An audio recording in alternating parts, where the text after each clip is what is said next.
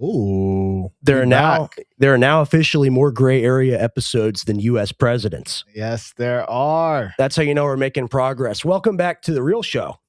I'm super excited. I feel like I haven't been on the show in a very long time.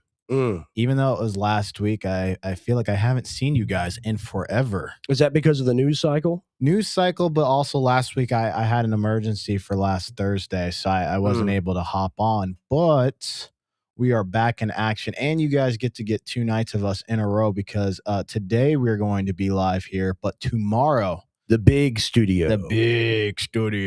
We're hosting InfoWars. We are. Yeah, we're going to be on InfoWars from 4 to 6 p.m. We'll be on the War Room. I'll be doing an hour before that with Rob Dew, but we're having the great Simon Dixon on again. And like you were saying to me earlier today, Tim, people think that was our best episode ever. 100%. I saw a lot of feedback from there. It was just a lot of value. Just all that was badass. I loved it. Super. And they love us, and they wanted to have us on again. And you set it up for InfoWars Studio, so it doesn't get any bigger than that, man. For real. And it's really cool, you know, because we've been doing this show for like just under half a year, and we've both put a lot of work into it. Tim has put a ton of work into the tech and the effort of setting things up and getting it to look professional and be professional. And it's because of the support of the viewers like yourselves that we're able to do stuff like this now. So thank you for enjoying the show. Thank you for choosing to spend time with us. And as usual, we're happy to be here and we're grateful. If you guys are on X, go ahead and retweet the stream. Yes. Some engagement. Something's going on with X, guys. It's not suppression. I can tell you that. Yeah, we think it's broken. The app is just broken. Right. Straight up. The spaces, you go in spaces, it breaks every week. You go into just like the video, try to search. Like during the Super Bowl, it broke. Did you ever see trying to search? I was live. Okay. I was live. You try to search something, it broke. Couldn't even do anything. But yeah, New Groiper said, started from the bottom, now we're here. Yeah, we're doing well. We're making progress every day. You know, it's an exponential thing. We're picking up speed. You know, we're moving through space. There's no gravity, so we're just moving forward. You know, like an asteroid gonna hit the planet, flying through the sky, dude. Yeah. Super excited, glad to be here. So today's topic, it's just, you know, every day it just gets more and more chaotic, right? Yeah. And today's topic is the topic of really the week, the month, the year, the century. It's the cover-up of the century. It's the Epstein Files. You are 100% right. We're doing it.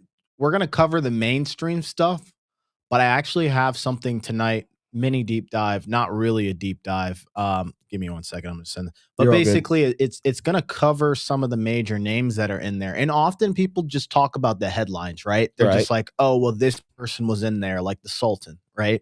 But like, why is he so important? What has he done?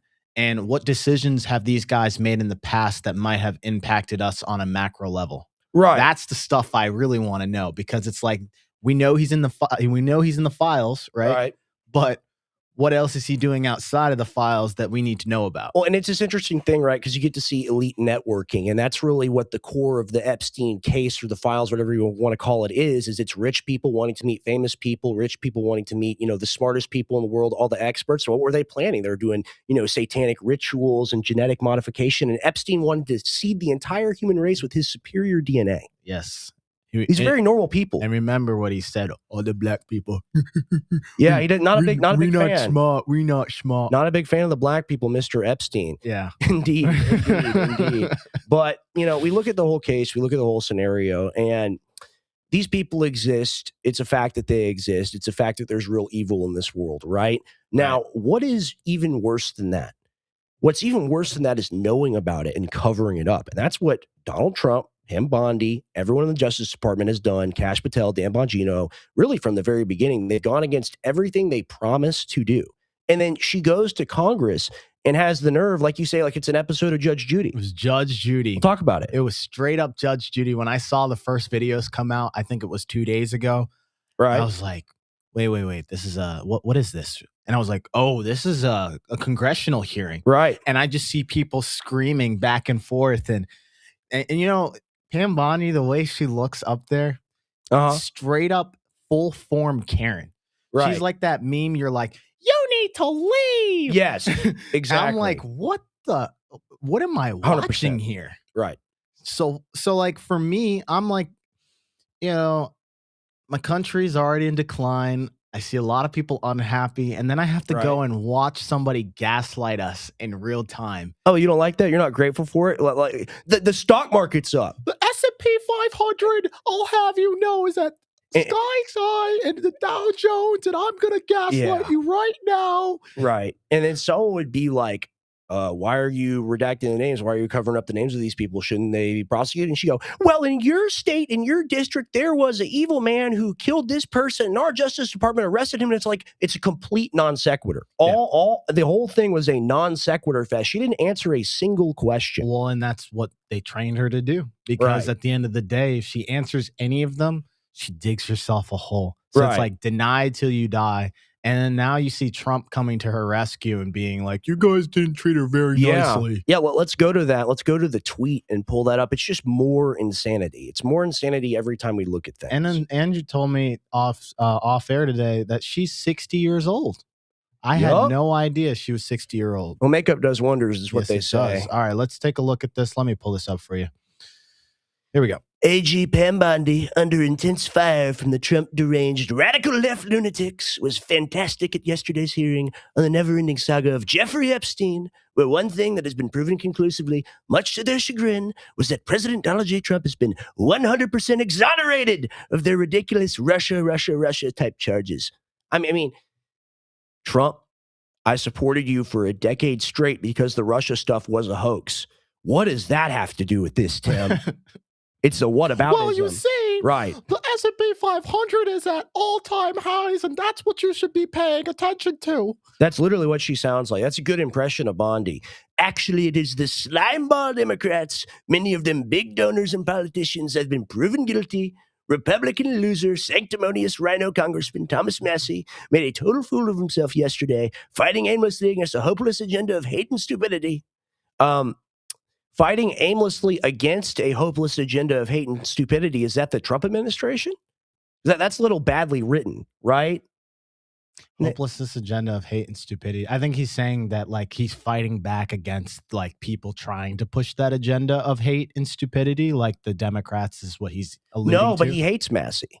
I think that's just an old man error. Wow. Oh, he said Thomas. Yeah, you're right. You're right. Yeah, I mean, I didn't even. Unk's lost his mind. Yeah. As most clearly stated by his crashing job approval numbers in the great Commonwealth of Kentucky, where a military hero opponent who took a bunch of PPP loans, Ed Gowron, is crushing him in the polls. He is now in wacky Liz Cheney territory. Nobody cared about the Epstein.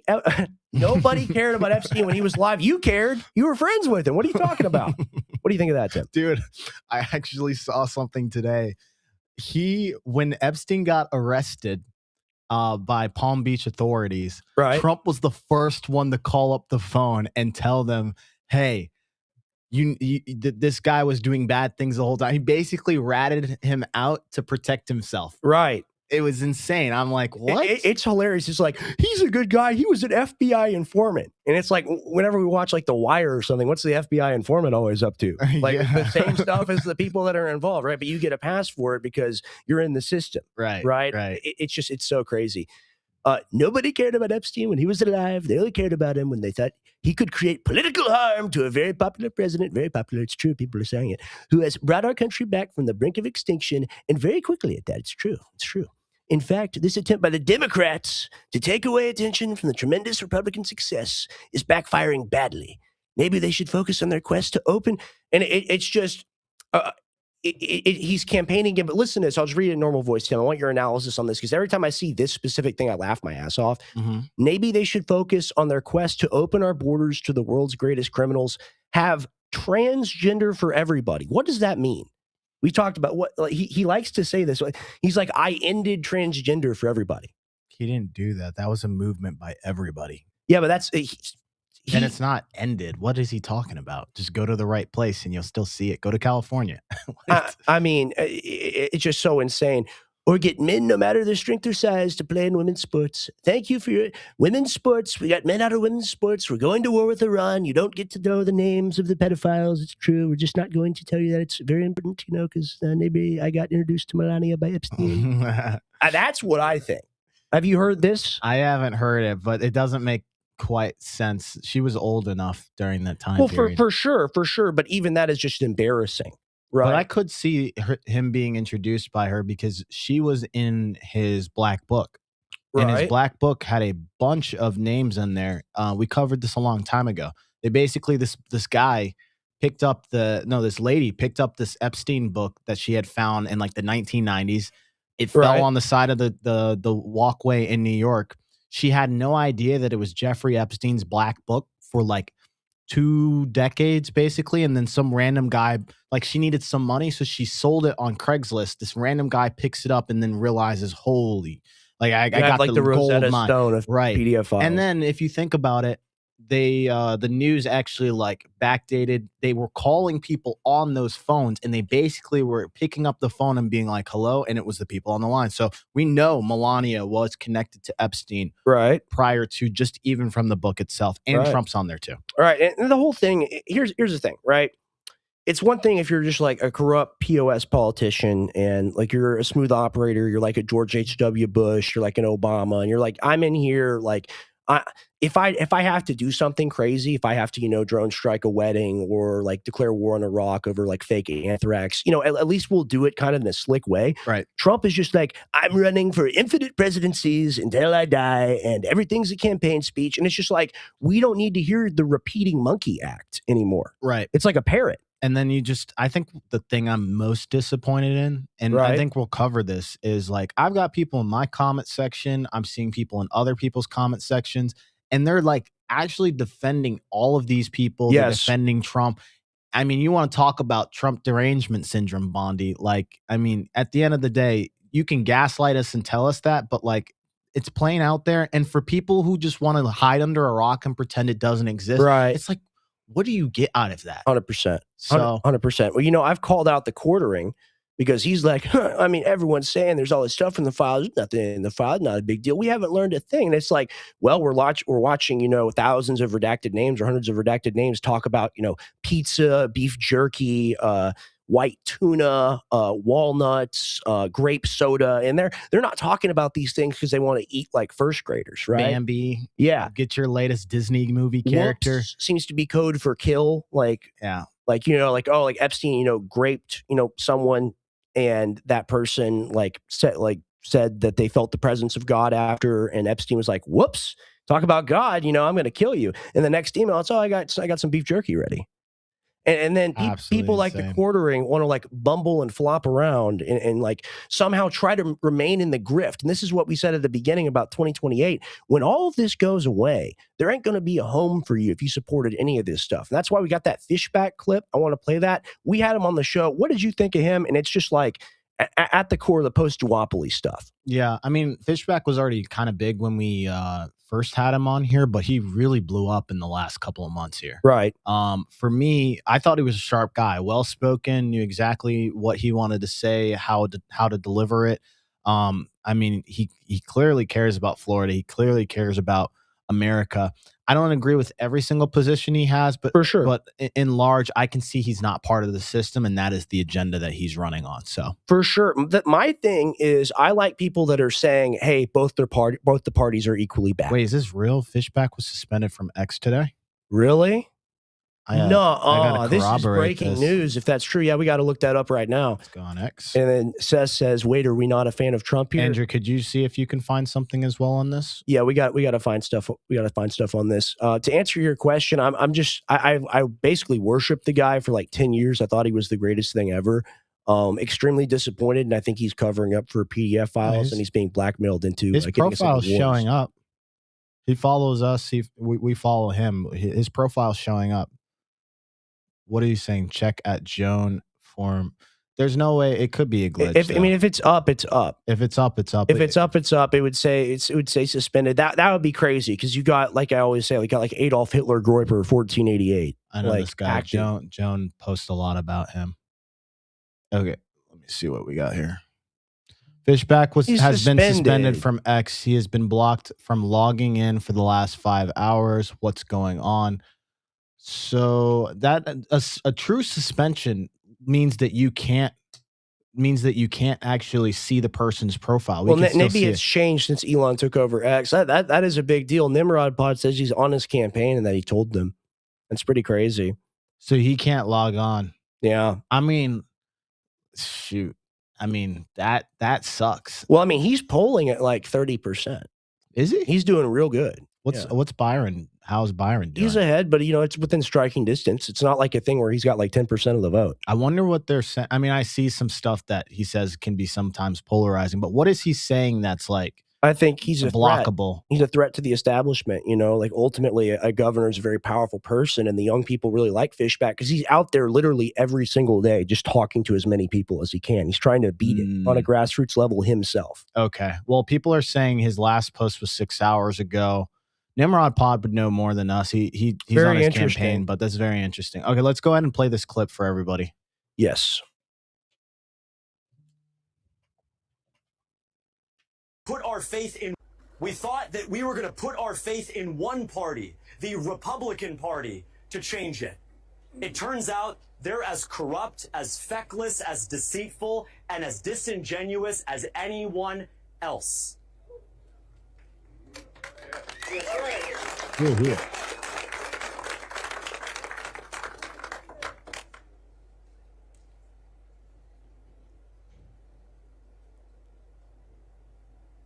Aura farming? Really? This disaffection with political parties nowadays, I think, confronts the reality that we don't have two political parties. We have a uniparty that has two separate branches. And yes, they'll fight and they'll have their fake arguments and outbursts and crash outs, and then they'll have dinner together on our dime. Right. They'll protect Epstein's accomplices while women who are actual victims are neglected and gaslit.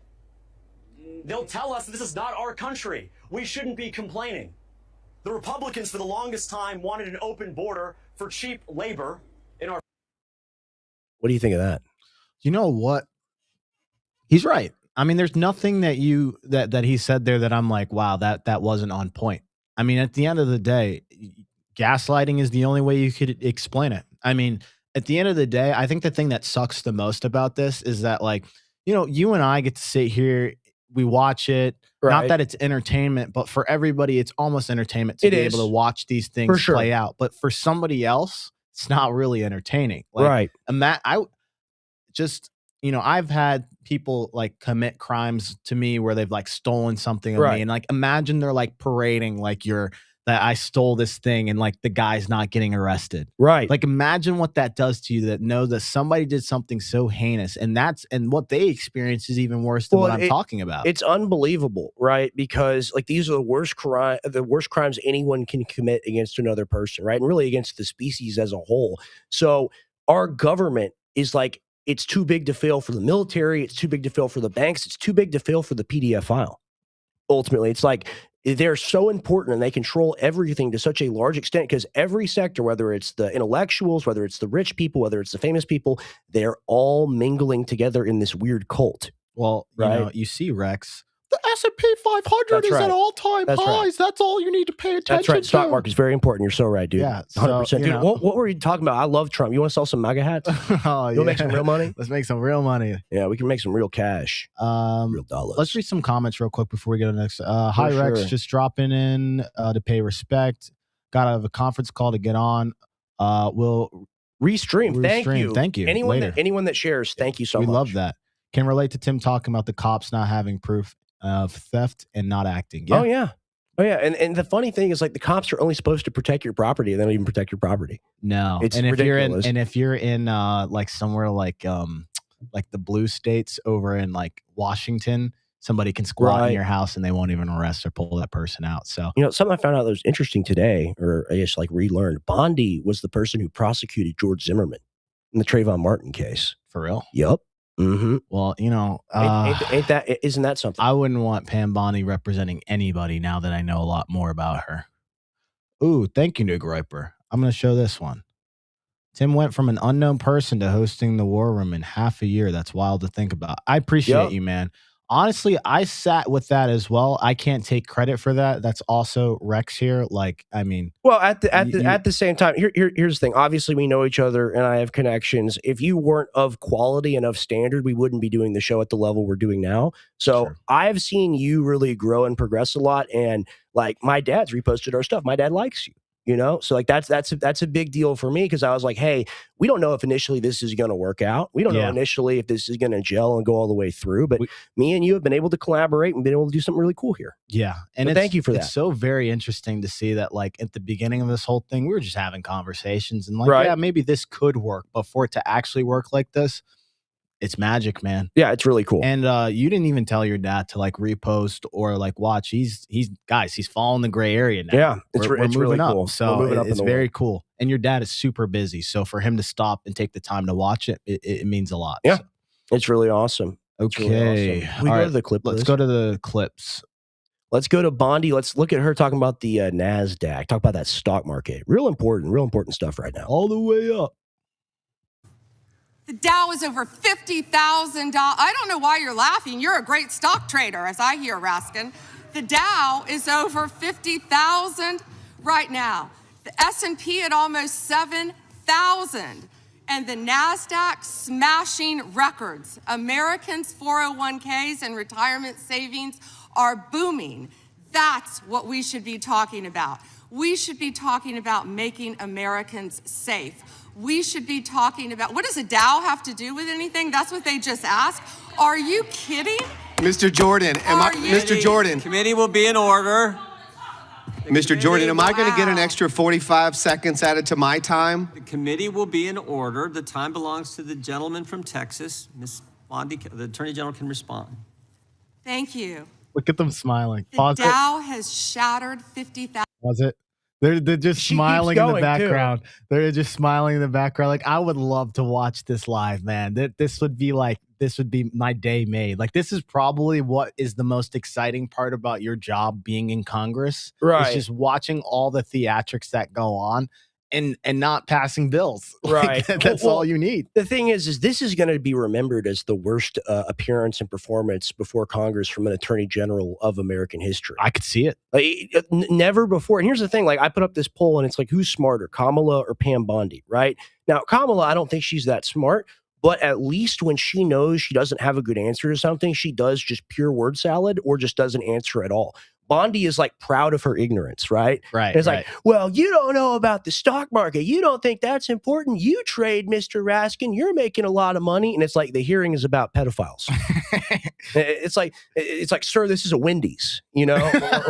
Like, sir, this is a ma'am, this is a Wendy's. Exactly. It's so crazy, and it's the entitlement, man. And it's the clips that I've seen reposted with a comment that are like, Pam Bondi owns libtard. And it's like cat turd, like 4 million Andrew, followers. can you play this video? Or is this continue? Let's continue this. Is it over? No, it's not over. Is it over? Then let's 5 seconds. Go to this clip that I sent you. Of this, I know we got some other things lined up, but it's on par with this. Tim doesn't even care about the stock market, guys. What's wrong with this guy? Well, you say the Dow Jones and the S&P, and that's what you should really care about here. It's like, okay, well, you know, I've got money in the stock market, but, you know, last time I checked, you weren't here for that. So, right. You know, I did a show with Anthony Graffio, and we're doing this once a week show called Conspiracy Talks. We watch my dad's old documentaries, and the first documentary we watched was Police State. And it's a lot of my dad interacting with these cops that are doing, like, at the time, Clinton gave like $3 billion to like local police forces around the nation to conduct kind of like black uniform, kind of like SWAT team style, like, you know, random checkpoint style things in Austin, all around the country and other places. And it's a lot of him interviewing these cops, and it's just the uniform that gives them the arrogance, man. The thing they can do whatever they want. And she is the same way to like the 10th power. Because think about it. And it's the same way, whereas like if you're like I came after Laura Ingraham on Twitter, if you're like a Fox News host or a CNN host or a CBS host, whatever, you put on the uniform, you do the job, you feel such power in that. It's like, yes, I'm important. I'm a part of something.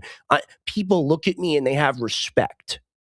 And ultimately, you're willing to sell out all of the common people so you can go to cocktail parties and act like, oh, she's the attorney general. To us, she's just a woman that lied. Well, let's just think about it. Like, I don't think it's we have something on you. I think it's more like she doesn't want to lose her job and the positions of power that she has, like you're talking about. Like, I don't see like Pam Bondi doing something outlandish or wild. I could be proven wrong. But more often than not, it's kind of men that have the tendencies to do kind of darker things than the women. She just want to be comfy. That's all it is, man. Like she just wants to live in the big neighborhoods, you know, in Florida and Palm Beach, or, you know, outside in the DC suburbs where all the rich people are. That's what she wants. But just think about what you're doing to sell your soul. You still have, like, okay, she's 60 something, maybe she's 60, whatever it is. Let's say she's got another good like 15 years, 20 years left, whatever it is. You're willing to sell your soul for 2 or 3 more years? Right. I'm sorry. The math is not adding up. You've got to live with your reputation for the rest of your life. And so they're going to give her the Bongino treatment. You guys mark my words. Give it a month, maybe give it a few weeks. This thing gets out of hand. They're like, well, you're making a mess out of this. You're sporadic. You're acting like Karen. We can't have you doing this. Go start your podcast. Right. Well, and it's amazing how much the Trump administration mirrors the Biden administration, right? Both used economic warfare, both engaged in wars and reckless spending, all of it. But Karine Jean-Pierre, Jen Psaki, they got shows. Yep. They left. And, you know, it's much the same thing. Instead of going to CNN, you're just going to go on Rumble. 100%. Right? 100%. Go ahead and play this clip, Andrew. This is a little anime thing that I saw today. Oh, yeah, it's pretty good. I saw this too. アメリカ国民に説明できるか。なぜお前は子供を人身売買し犯した数万長者を守っているのか。なぜお前を人身売の儀式を犯した億万長者を守っているのか。了解。事実を淡々と述べるトーンで、ダウ平均は今5万ドルを超えています。S&P は7000部前、ナスディックも過去最高を更新しています。それこそ話題にすべきことです。それがエプスタインのファイドと何の関係があるんですか？本気ですか？ I'd watch that. I'd watch that anime. Right. Yeah, I look forward to the point where stuff like that reaches like feature film length and it's just available everywhere. That's going to kill the streaming industry. Let's say like out-regulated, which dude, if that guy continues to do those types of edit, what if he did just the whole thing? The Maduro ones were super cool. Yeah. Do you see those as well? No, I haven't seen the Maduro ones. You got to check out Psyop Anime. It's really cool really cool X account for sure. Yeah, I mean, here's the thing. You know, it's like to the point where this thing is so comical that people have to make anime clips and we're just joking about it now. But like at the end of the day, this is just sad, man. Well, let's get the clip up, or not the clip. Let's get the photo up. Bondi is a monster in the doc. That's what it's titled, of her sitting, looking away in shame, and then the victims behind her. Oh, yep. That's a pretty powerful image. That's right? powerful.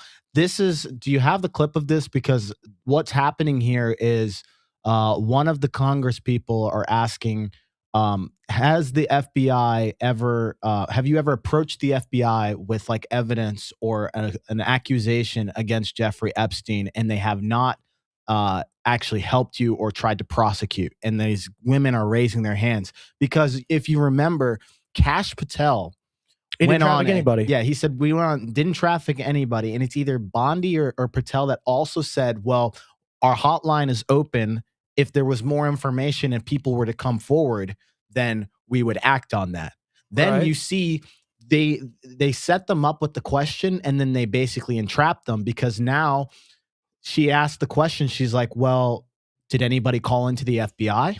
Right. And she's like, well, we didn't get anything, basically. And she's like, okay, raise your hand if you called into the FBI and they didn't do anything. Well, the crazy thing to me, and it speaks to what you were talking about of the people online that are kind of like making light of this or saying it's not a big deal. I saw people on Twitter saying, they look 60. I mean, they're not young girls. I mean, he didn't traffic them. He trafficked adult women and little ones, okay?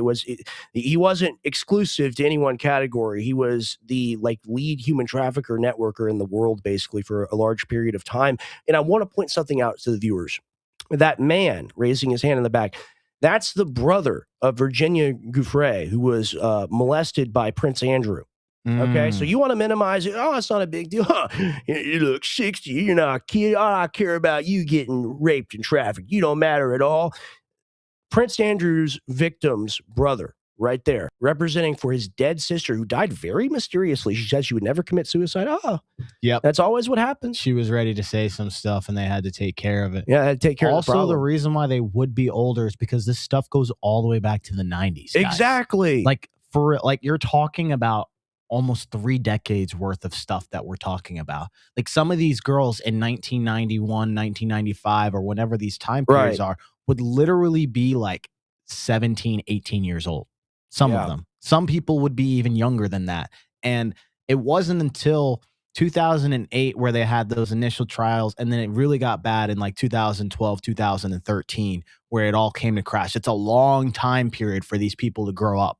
Right. And during this long time period, you got someone like Lutnick, right? I wish we had that. We don't have it. But it's him saying, oh, well, me and my wife, we went and saw him at his place, and he had a massage table out. And he said, I get a massage every day. And I said, what kind of massage do you get? And he said, the right kind of massage. And me and my wife, we looked at each other and we said, we have to go. And we walked out the door. That's a quote. Okay? It's a quote. Actually, that's a quote. That was very good. That's exactly how the video went. That's a quote. And then, 2015, we go to the island. Why the fuck would you go to that island? Like, I mean, come on, dude. Like it's out there in your face. And then every time, see if we can find this. I'm sorry to deviate. We got a great team here with Andrew and Damon, King Andrew and King Damon here helping us out tonight. See if you can find. Oh, and then I try to be complimentary, and then I lose my train of thought. I'm a moron. You were talking about the island, but Lutnick talks about his kids going with him on the island or something like that. First of all, why would you take your kids on the island? Please explain that to me. It's a family and friends vacation. You're invited. Right. See if you can find the clip of Lutnick, and you just type in Lutnick laughing Epstein. Every single time Epstein gets mentioned at like a press conference, he's laughing. And Lutnick's always behind Trump, very creepily behind Trump. He just like starts hysterically laughing. And that's like, it's a guilt laugh. Like, it's a trauma response, right? And that's how you got to look at stuff like that is 100%. Like for me, sometimes like if something really messed up happens, like I'll laugh at it. I won't cry about it. You know, I'll just like laugh hysterically. And like, it's a nervous laugh. It's a nervous laugh. Like that's a real thing. And it's very clear with him that like, he's like, please don't find out. Please don't find out. It's crazy. We'll go ahead and play this. And there's a massage table in the middle of the room. And candles all around and stuff.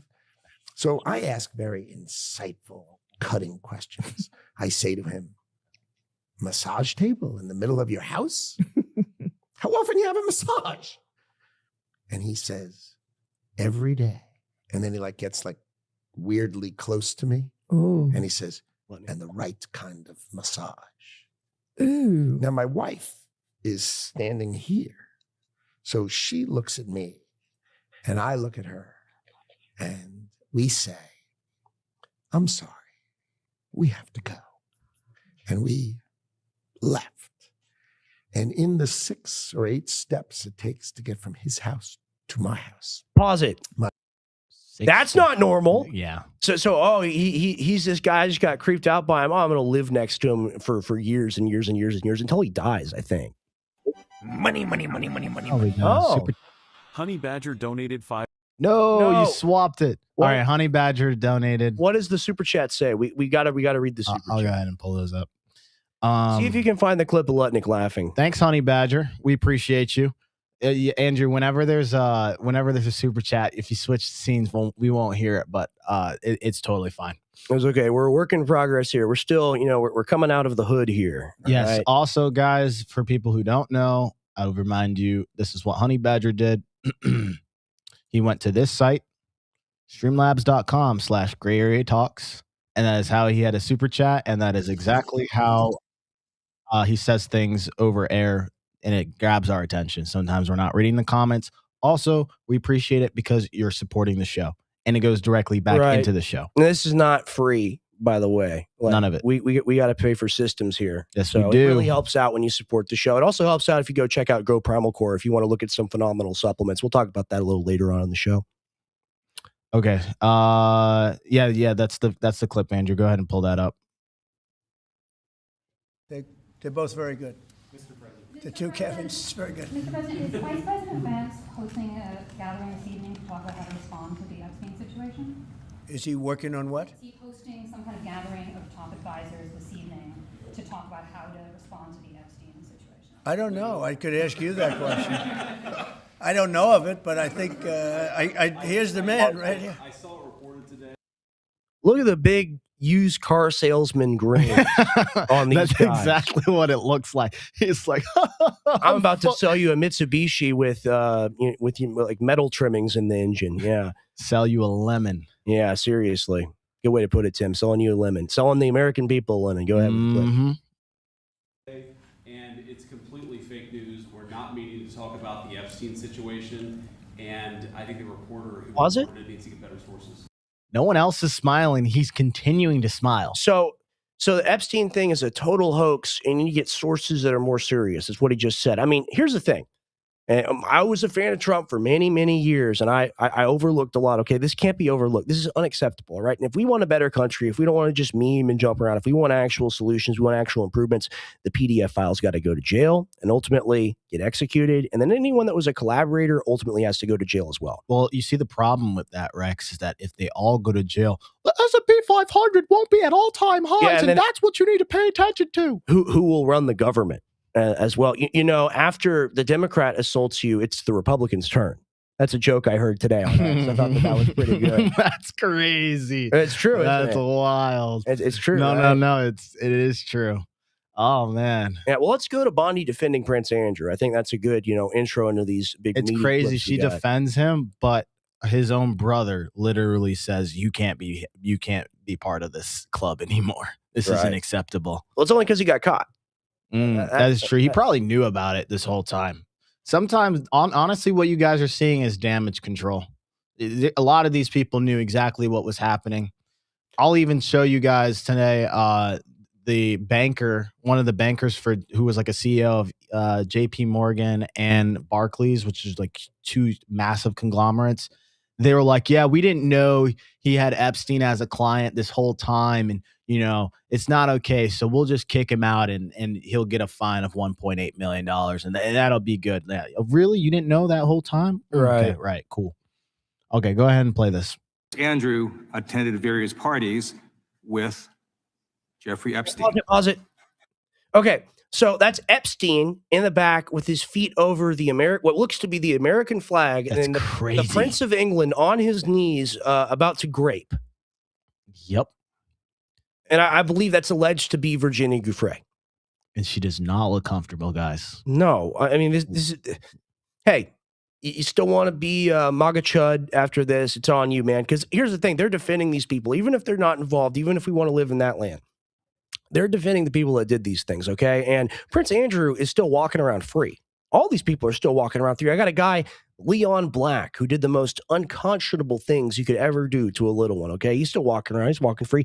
It's open in the files. No one will ever get prosecuted. Yep, 100%. We'll play it.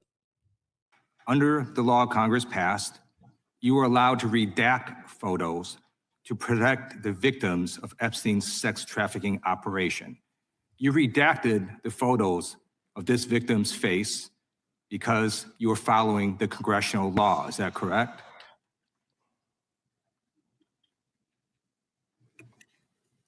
I'm sorry that we redacted the victim's Because you were face? following the congressional law, correct?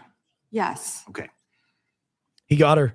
You have now established that please put the photos back up, that we are looking at a sex trafficking victim. Under the Federal Victims Trafficking Protection Act, not only is Jeffrey Epstein guilty, but anyone who patronizes Epstein's sex operation is also guilty of a crime. That's why I find it absolutely despicable that you sought to protect Epstein's clients. Honey Badger donated $5. What does Honey Badger say? What do y'all The think te- about we gotta my make the previous text comment? bigger. And it could be the St. George flag because Andrew is there. It's going to make it. Thank you, Honey Badger. And I'm going to pull up the things that show the Yeah, so this is all him luring her into a trap, right? Because the narrative, and ultimately this perjures both her and Kash Patel. The narrative around this whole thing is that Epstein never trafficked anybody. Epstein was a lone operator. He was a PDF file, and it was bad. It is what it is, but he didn't traffic anybody. And hey, he's a billionaire. He's got an island. All this stuff. There's like oh man, it's real, and it doesn't even look real. It looks like something that would be AI, but it's 100% real. It was done for TV. They did like a Cribs episode for Jeffrey Epstein. My MTV Cribs? Not like that, but it was like a special on like the luxury life of Jeffrey Epstein. What year was that? And see if we can find that. I'm sorry to throw so much at the producer. I apologize, Andrew, but it literally did a Cribs episode for him. They're like, the school teacher turned billionaire, and it's like, well, when does that happen? Crazy. How many of those? Well, how many of those you know, people? the real reason, no, it never happens. Also, it's just like I'm so bothered by the fact, and maybe I It's like a Cribs episode for Jeffrey Epstein. They're like showing off his house and stuff. looks like a MTV Cribs edition of Jeffrey Epstein. Yeah, but it's very interesting. You know, they talk about 10 co-conspirators, right? Right. If you go look at the files, there's a section in there that literally names like 10 other co-conspirators. Of course, their names are redacted, but they knew of 10 other people. One of those people who Massey went in there and actually unredacted was Wexner. Right. You're telling me that we're spending so much time on these other people, and the guy who funded this man and let him live and have power of authority to actually sign the checks, move everything around, that He man gave Epstein like 150 million. more than that. Oh, He yeah. gave it to him, but he also gave him access to his account to Power where he of could spend. attorney. So if you have power of attorney, you get access to this guy's billions of dollars that you can do anything. And he had access to all of his houses. So I'm sorry, why was he the only one that got prosecuted instead of where the source of it? Who even knows if Epstein is we kind of know he's just a tool, right? A pawn But in this whole thing. he's mid-level, and we've only seen like the president is low level, you know? And it's the people we don't know about that are, of course, the real problem. But ultimately, Epstein is a level Is beyond the Wexner executive. dead or is he alive? No, he's alive. Okay. Here's the thing. I just saw people go to like, he's on the board of like Ohio State or some college like that. I don't want to slander the place. I'm not sure, but he's on the board of some major college. And people showed up and like, we want answers for this. Like, why is this going on? And he distanced himself in 2019, right? Like, how do you distance yourself? When he's about to die? like, and it's like, he's not going to go to jail. He's just going to die. We're going to put the hit out. It's time. It's time. I don't want to get too distracted. We want to go back to the Ted Lieu clip, but let's play the Cribs because it's too much. Go ahead and pull that up. Check this out, guys. Yeah. Yeah, try that.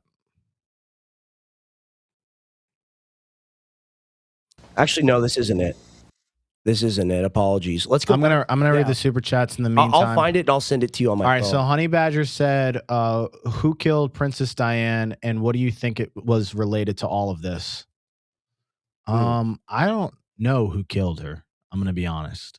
Okay. It's one of those things where it's like they have information and you just got to take them out. That's like the full gist that I know. I don't really know too much about how she died too. I'm not very well versed on that.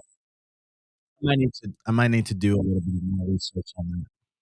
That doesn't look like it either. Andrew. It's okay. Let's go back to the Ted Lieu clip, and I'll find it. I'm gonna DM it to you. And then he said, Honey Badger also said, "Well, what do y'all think about my previous comment? And it could be the St. George flag because Andrew is there." Oh, what does the St. George flag look like? St. George. I found it. Hell yeah. Nah, Honey Badger, it doesn't look like the St. George flag. It just has like, that looks like a Swedish flag, to be honest. It's not, that one had stripes on it. I see where you're going with that one, but yeah. Well, thank you anyways for the support. We always appreciate you, Honey Badger. Means a lot. Thank you. Okay, so where were we at? We can go back to the Ted Lieu clip. I DM'd it to you, Andrew, the MTV thing. Yeah, thank you all for being here tonight. We really enjoyed doing the show for you. And just a reminder, as always, we're live Thursday and Sunday doing the main show, doing the 3+ hour gray area, always having a great time, doing deep dives, breaking things down, getting the real information. I do a daily 2-hour live just on the X. It's not on the gray area, YouTube or Rumble, but we're both live, or I'm live every single day of the week for you guys, barring, minor vacations. Ooh, and we've got new people in here. So for those of you who don't know, we haven't made the announcement yet. That's on me. I'm sorry. But we are also hosting the War Room tomorrow on InfoWars. So people who are now just joining us, you get 2 days of us in a row together, and you get us on Sunday. But tomorrow's a really big show. We have Simon Dixon coming on. Super excited. We did an earlier stream with him last week. I know not too many of you guys were able to catch that. It was really good. It's just he's on UK time. It just doesn't make any sense. And then also, I think Harrison was on at the same time. So people were like, well, I'm split now. I don't know whether to watch you guys or watch Harrison. Well, now you don't have to choose. Right. we are the Harrison for the day. So I am the Harrison now. I am the Harrison now. Awesome. So anyways, if you guys want to catch us tomorrow at 4 to 6 p.m. Central Standard Time. Very cool. Simon is coming on at about 4:05. We'll lead things off. And then for the second hour, we got some things lined up for That's you right. on the Epstein Files as well. So that's right. Now I'm sorry to derail the show with the MTV thing. It's just it's so wild. We'll go back to Ted Lieu and then we'll play that. What did Ted Lieu say? The congressional. Yeah, thing. go ahead. Former Prince Andrew. Last July, you closed the case on Epstein's abusers. The July 2025 memo from your Department of Justice stated, quote, "We did not uncover evidence that could predicate an investigation against uncharged third parties." These two photos, please put the photos back up. These two photos staring you in the face are evidence of a crime and more than enough evidence to predicate an investigation against former Prince Andrew. So I ask you, Attorney General Pam Bondi, why did you shut down this investigation last July, and why have you not prosecuted former Prince Andrew? I don't believe you asked Merrick Garland these questions when he was Attorney General and set before. I agree with you. You twice. And you see what he's going to do here. You see the real power in this is that Ted Lieu's going to admit, like, yeah, we didn't do it. We didn't do it when we should have, right? And that's the message. Ultimately, people go, oh, it's the Democrats doing it. It's the Democrats calling it out. Ultimately, if you're in the desert and someone offers you a glass of ice water, you're going to take it. Yeah, and I know a lot of people are making this like a Democrat thing or a Republican thing. I mean, failure on both administrations, right? Trump was in 2016. Right. He had the ability to do something about this from 2016 to 2020. Then you had Biden in there, 2020 to 2024, 2025. And now we're in the same cycle. The only reason why they didn't release it before is because there wasn't enough public pressure to do so. Right. The mistake Trump made was he made this a campaign promise. I don't think we go through any of this if he did not run on that single campaign to like basically gas this up and be like, okay, this was number 3 issue. Exactly. It was immigration was number 1 issue for then people. War. Then it was the war. And then it was things like the files being released for this, as well corruption. as Epstein. Yeah. Epstein, Martin Luther King Jr. and JFK. Right. That was like his number 3 slot. So had he not said anything, we wouldn't be having this conversation, guys. But that's why the Democrats didn't release it. This would go, I guarantee you this would go 2 more administrations if it weren't for that. Oh, but she don't answer questions. She gives another question to her own. We'll go back. Go ahead and play this. I agree with you. I agree with you. During the Biden administration, I called for people looking at Epstein files. Merrick Garland dropped the ball, as did Attorney General Bill Barr, as did Alex Acosta, a whole string of failures. But you are in charge. You have the power to change things, to hold these men accountable, and you're doing the opposite. You're protecting them. So I want to move on to another man. Can I answer Donald that, Trump. though? I want to move on to another Can I question. answer your question about protecting? You answered the question. You're saying no. I love this. I want to discuss another man, Donald Trump, who is all over the Epstein files, like former Prince. Here's the video.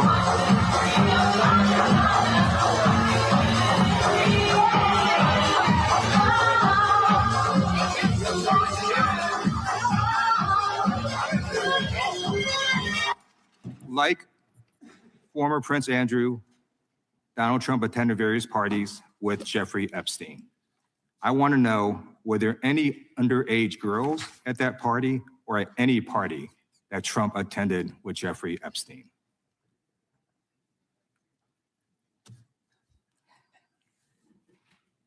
This is so ridiculous. And that they are trying.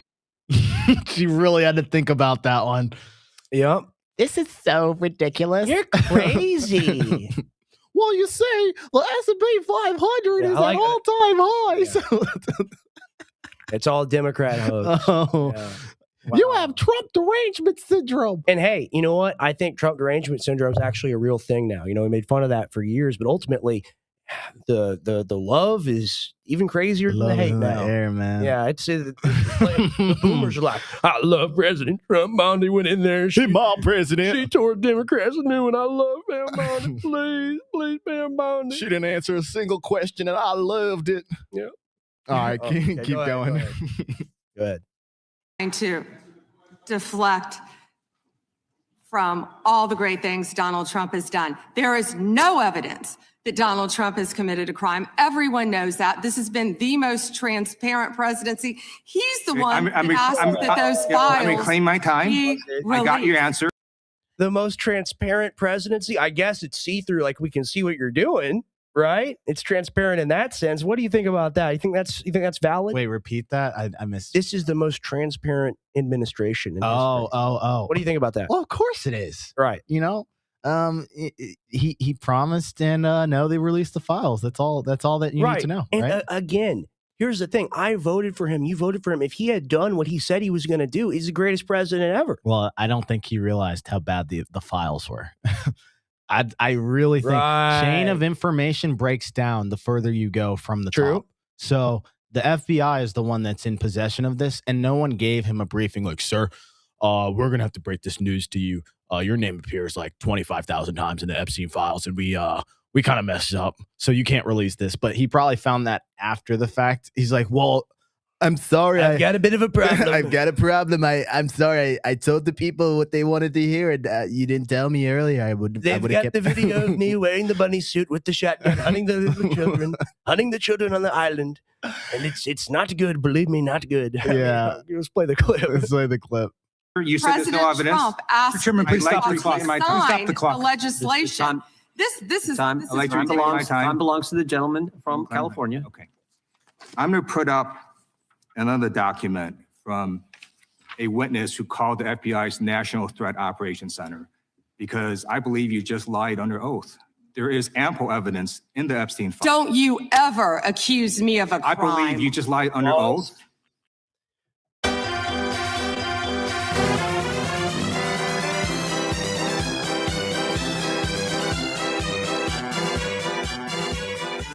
Really? I mean, come on, man.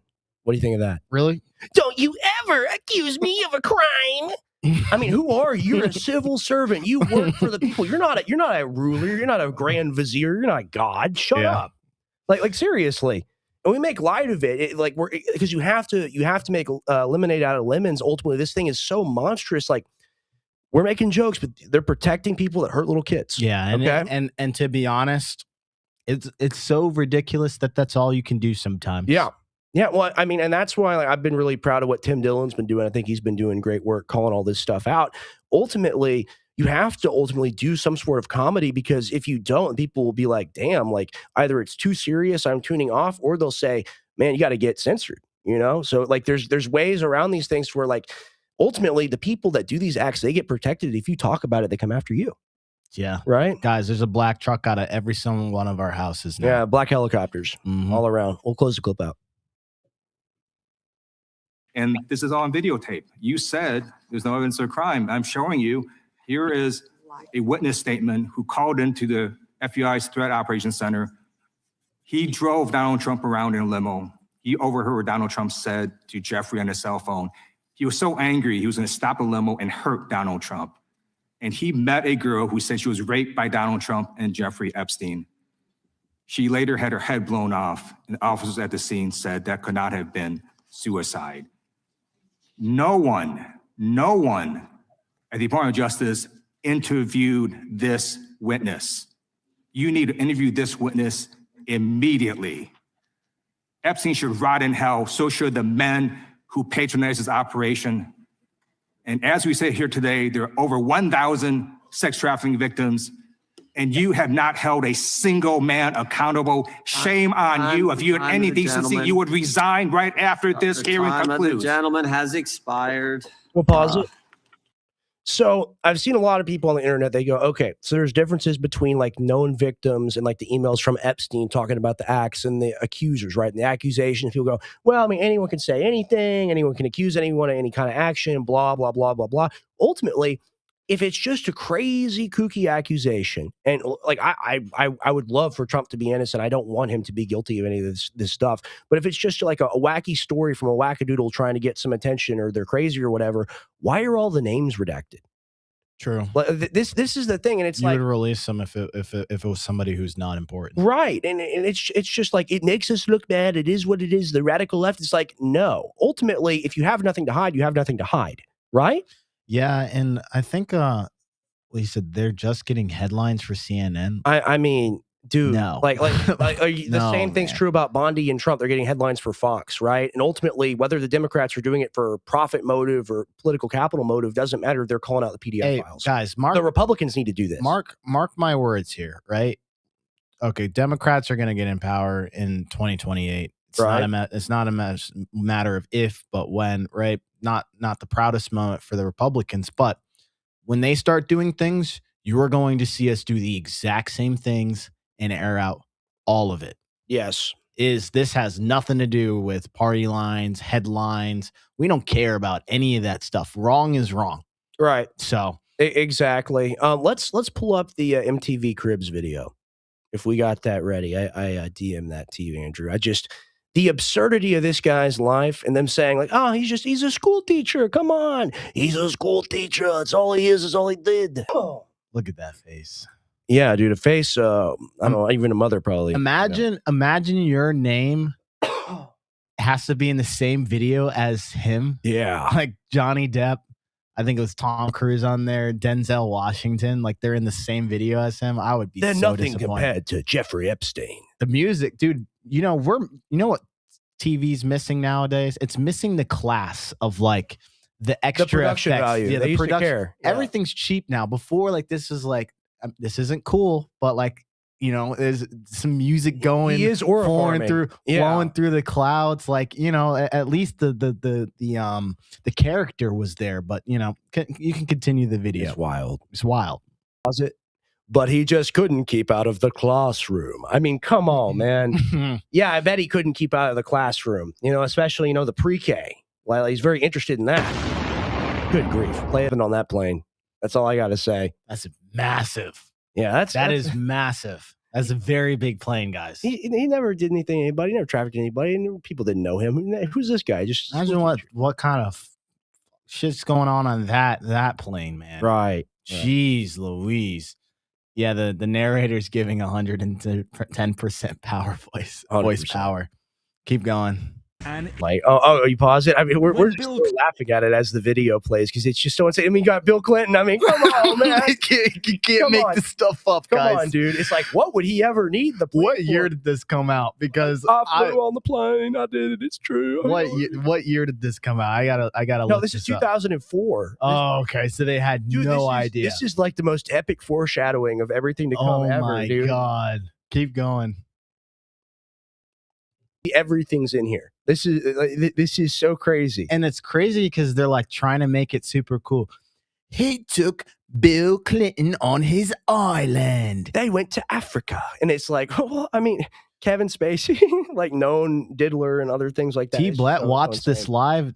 Dang. Yeah, dude, respect. I don't even think I was conscious enough to know what was going on. I think I was 10 years old at this time. We respect Unc. Yeah. Seriously, shout out. I mean, we'll play it out. I'm sorry to keep interrupting. It's a cartoon. It's a cartoon. We'll play it out. Rothschild. That is an ominous face right there. Right. And Jeffrey Epstein like openly bragged about working for the Rothschilds, right? Like these are the people that run he was the a fake international hedge fund system. by the way. Like I think the people who were asking him about this, they never had like any real documentation behind trades. There was never any trade activity. Like he was basically trying to make himself cool. I guarantee you he paid to have this done, by the way. Oh yeah, and I wanted to talk about that. We're good with the clip. We can go away from it. Now, that's the thing, right? And that's the sickness of it all is, and ultimately, this is why people ultimately always tell on themselves. He was like, I am the world's greatest monster. They need to make a Cribs about me. And everyone needs to see it. I know how great I am. It was an ego play. It's an ego play, 110%. That's a perfect way to put it, Tim. That's a perfect way to put it. And then we go back to our main story of the night, which is Bondi covering up for him. Well, you see, Jeffrey Epstein, he's got an island. And he's got an island. It's like they try to make it like the most cinematic, but it's like, you gotta understand, like, right. And you can look at this hindsight, but at that time, no one had any clue of the scale of these things. They genuinely thought he was just a really rich guy, and there's no way you could have known these things, Well, so it is very involved in going to the parties. Unless you were involved. Right. You're right. We'll go back to Pam Bondi. Let's go to Pam Bondi versus Massey. Let's go to that. It's good. It's good. Yes, indeed. Thank you all for being here tonight. Remember Thanks. to repost. Yeah, go ahead and repost. We thank you guys for the comments. This stuff is helping a lot. So. Respond, and then the gentleman can move to his next question. It's my time. Within 40 minutes, you asked me a question. Within 40 minutes, Wexner's name was added back. Within 40 minutes of me catching you red-handed. There was one redaction out of he's over listed as a co-conspirator. 4,700, and we invited you in. This guy has Trump derangement syndrome. He needs to get. You're a failed politician. You need to want you to watch the video. Mr. Chairman, please restore his time and remind the witness of the rules here. There is no credible information. None. Respond, and then the gentleman can move to his next question. Yeah, it's a shorter clip than I thought. He goes on to play the clip of Patel saying they never trafficked anybody, and she just continues with the Trump derangement syndrome stuff. And then someone really tells her off about the filibustering, and she was warned not to do this because they knew they knew what was coming. Can I have my time? Right. Can I have my time? And then it's like this little mini back and forth, and it's like, dude, this is not professional. And think about it. Think about the House Oversight Committee, right? Yeah. They each only have 5 minutes to ask her a question. They've got a timer that literally ticks down. And so she's able to steal, 2 minutes of that by going, I don't know what you say. You don't tell me what crimes I committed. You don't tell me Trump derangement syndrome. If she's able to do that for a long enough time period, she can get out of it scot-free. That's actually a very good analysis. Right. And that's exactly what she did, because they plan these things. They know you're going in there. She's got her team, and they're like, okay, look, you're a lawyer. You've done this before. We need you to go and do this. Waste as much time as you can, and don't answer a single question. Right. Yes, sir. And then she goes in there and does that exactly. I'm gonna need you to kind of conceal the truth for me, okay? And she's like, yes, sir, Mr. President. I'll do whatever you want. And like, here's the thing. People are going on the right, people that want to compromise, not like us, because we're not on the right or the left. This is a gray area. And we talk about this. We're trying to bring people together on the real issues. But people on the right that are still trying to somewhat riff off of this are going, she needs to be fired. Trump didn't know she was going to represent him that bad. And it's like, he retarded. What is the disconnect? Like, these people, they're appointed by the president. They serve the president of the U.S. Well, the problem is you can't go out there and anticipate everything that they're going to ask. And I've got to give these House members credit. Right. Some of the questions, like, you just think about the psychology of them, very well thought out, and they're asking her leading questions to entrap her. All they need to do is continue to keep asking questions that make her look more and more incompetent, and it's a done deal, because then all they need to do is have the American people look at this stuff. Right. That's where it comes down to. So while you and I and the rest of us watch this at home and we look at how ridiculous it is, Congress knows that too, and that is exactly what's in their playbook. Right. 100%. Let's go to the next clip. Let's go to Bondi crashes out. Bondi crashes out. I mean, you can let her filibuster all day long, but not on our watch. Not on our time. No way. And I told you about that, Attorney General, before you started. You don't tell me. Yeah, I did tell you, because we saw what you did in the Senate. You're not even a lawyer. Committee will be in order. Time, and I should get back at least 45 seconds. We will give you a few more seconds. I said that already. 45 seconds. Okay. I mean, you can let her filibuster all day long. It's like a Jerry Springer episode. Literally, it's like Maury, you are not the father. Yeah, the camera's just panning to one person, to the other. Guy waves off. He's like, "Don't bother me right now. I'm in flow state." It's so crazy. Let's go to where she accuses the Jewish woman whose grandma died in the Holocaust to anti-Semitism. Yeah, I saw this. This is wild. Really hits the nail on the head here. Really, really does. You're anti-Semitic because you want to know about the PDF files, and it's like I'm Jewish. Like, what are you talking about? It's so crazy. I know, man. Makes zero sense. Didn't see one tweet, not one. I didn't see one tweet when Joe Biden was in office about Bill Clinton. Didn't ask Merrick Garland anything about Epstein, not once when he was. Weak sauce. And also, I want the record to reflect that, Did I hear that right? Yeah, Did weak she sauce. say weak sauce? Not Pam Bondi, the lady. No, I know Pam didn't say that. When did we get congressional members saying weak sauce? Well, I thought I misheard that. It's devolved, man. That's crazy. Yeah, it's idiocracy. That is insane. Look, I know I was just giving them credit, but that stuff, like, come on. This isn't like some TikTok forum, Twitter forum where you could just go around and just say weak sauce. Like, Yeah, come on, there's professionalism, guys. Tim, you're a very respectable guy. Like you're very much you're like clean cut, and that's a compliment. Appreciate it. Coming from me. You're a very clean cut guy. You don't like seeing stuff like this in our government. Hell no. We'll talk about that. It's weak sauce. Yeah, guys. it is. It's weak sauce. What, you have to do that instead of using the issues? Well, what it shows me is the degradation of our entire political system. If you were to even go back just 10 years ago, right, this stuff wouldn't be said like this. Right. This has become our new normal. It is like they consume the same media as us. And it's like almost like they're like, well, we gotta be cool. We gotta speak the same language as the people and keep on track. No, we didn't ask for that. Right. I'd rather have you like actually say something legit so I can take you serious. But you saying weak sauce is kind of wild. Yeah, and I'll add on to that because we can talk about the lines of questioning that were good. I like Ted Lieu's line of questioning. I think that was pretty solid. Ultimately, it's very simple. And I saw Owen Schroyer make this point. You go, who are the redacted names? Like, who are these people and why are they protected? Are they victims because Epstein hurt them, or are they victims because Epstein blackmailed them? Why are these people considered to be victims? And of course, she's not going to give you that answer. But that's all you got to ask. And instead, you got weak sauce, no cap. And it's just like what happens when we get the Zoomers and it's like, skibbity toilet. Like what happens? Like, what's going to happen to the country? And if you've seen the movie Idiocracy, I don't think you've seen it, Tim. You've got to watch that. It predicts everything. So skibbity, man. Yeah, seriously. We'll go ahead and go back to it. 6'7". 6'7". 6'7". With this anti-Semitic culture right now, she voted against a resolution condemning. Oh, he is Jewish. I just want to be clear. Do you want to go there, Attorney General? Or do you want to go there?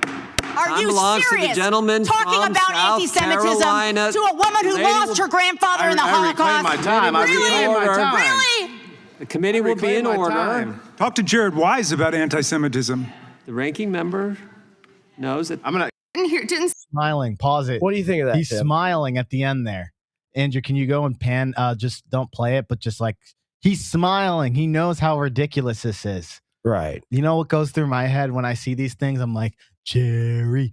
Yeah. Jerry. Like Jerry Springer's like this is what it all looks like. And it's exciting, but it's also just disappointing at the same time. For sure. I want to make a point here. So the resolution that this woman voted against was to accept the IAEA definition of anti-Semitism for like American like hate crime law, right? And the IAEA definition of anti-Semitism isn't like condemning hatred against Jewish people or any of that. You cannot criticize the state of Israel or Zionism. To say the word Zionism would be anti-Semitic. Yeah, it's the same thing that I do when like I hear like certain people just like use the word racist. Right. And it's like they made a point or they were just trying to make a case. And I'll even say black people do this too. They'll just be like the default mode Evil white sometimes man. is just calling you a racist. Right. And it basically shuts down every argument that you have. And that's the play. That's the card that you play there. But right. And it's because the racial politic evokes such strong emotion in people. And that's ultimately like she's throwing these things out. And I made the point yesterday on the broadcast, like she would show an image of like a murderer or a rapist or a criminal that they had arrested as kind of a non sequitur to distract from a question. Because ultimately, like she's like, hey, don't you care about this? This is bad. Like, doesn't this evoke like an emotion out of righteousness in you? You're upset at this thing. But the thing that you're talking about has nothing to do with what you're here to answer for today. Well, she's got to act strong. I guarantee you when she goes home, she's sobbing her eyes out. I think she gets drunk, man. She drinks. She drinks. She does? I'm just. I was about to say, well, speculation. I think she tears herself up every night when she goes home. How could you not? And honestly, to be real with you, it's a little different than a man. Like women are more susceptible to their emotions. You've got some people who might be psychotic, but in general, like there's some empathy typically there, and she's also trying to play a role where she has to be strong. Well, the thing is, a man can't act like that. A man can't yell at people like that because there's the threat of the physical intimidation because of the man's capability. So ultimately, a woman can get away with more kind of verbal abuse because there's not that immediate threat of, oh, like this person could hurt me.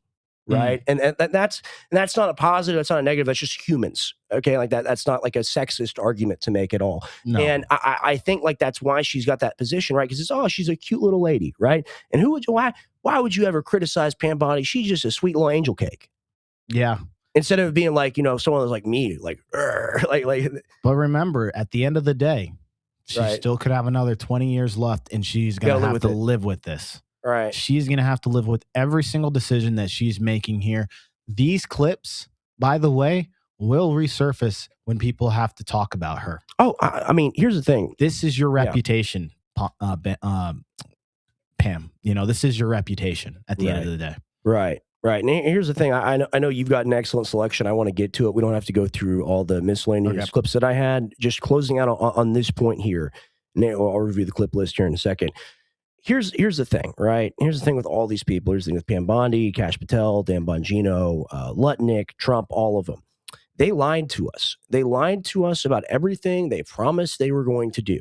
Okay, and that is not acceptable. We do not get to ride on the Trump train, and just because Bondi is a cute old lady and she's there to fight for you and fight for us, they're looking into things. Just, wait, MAGA. Just because Trump, posts a meme of him dumping poop on Harry Sisson doesn't mean infinite based. We vote for him for 1,000 years. No, these people are our servants, and we elected them to do a specific job, and they're not doing that job. 100%. And talk about, because it's the unconscionable evil. And go to the shark pit trapdoor. This will be the last thing we show, and then Tim will go ahead and get on with the deep dive.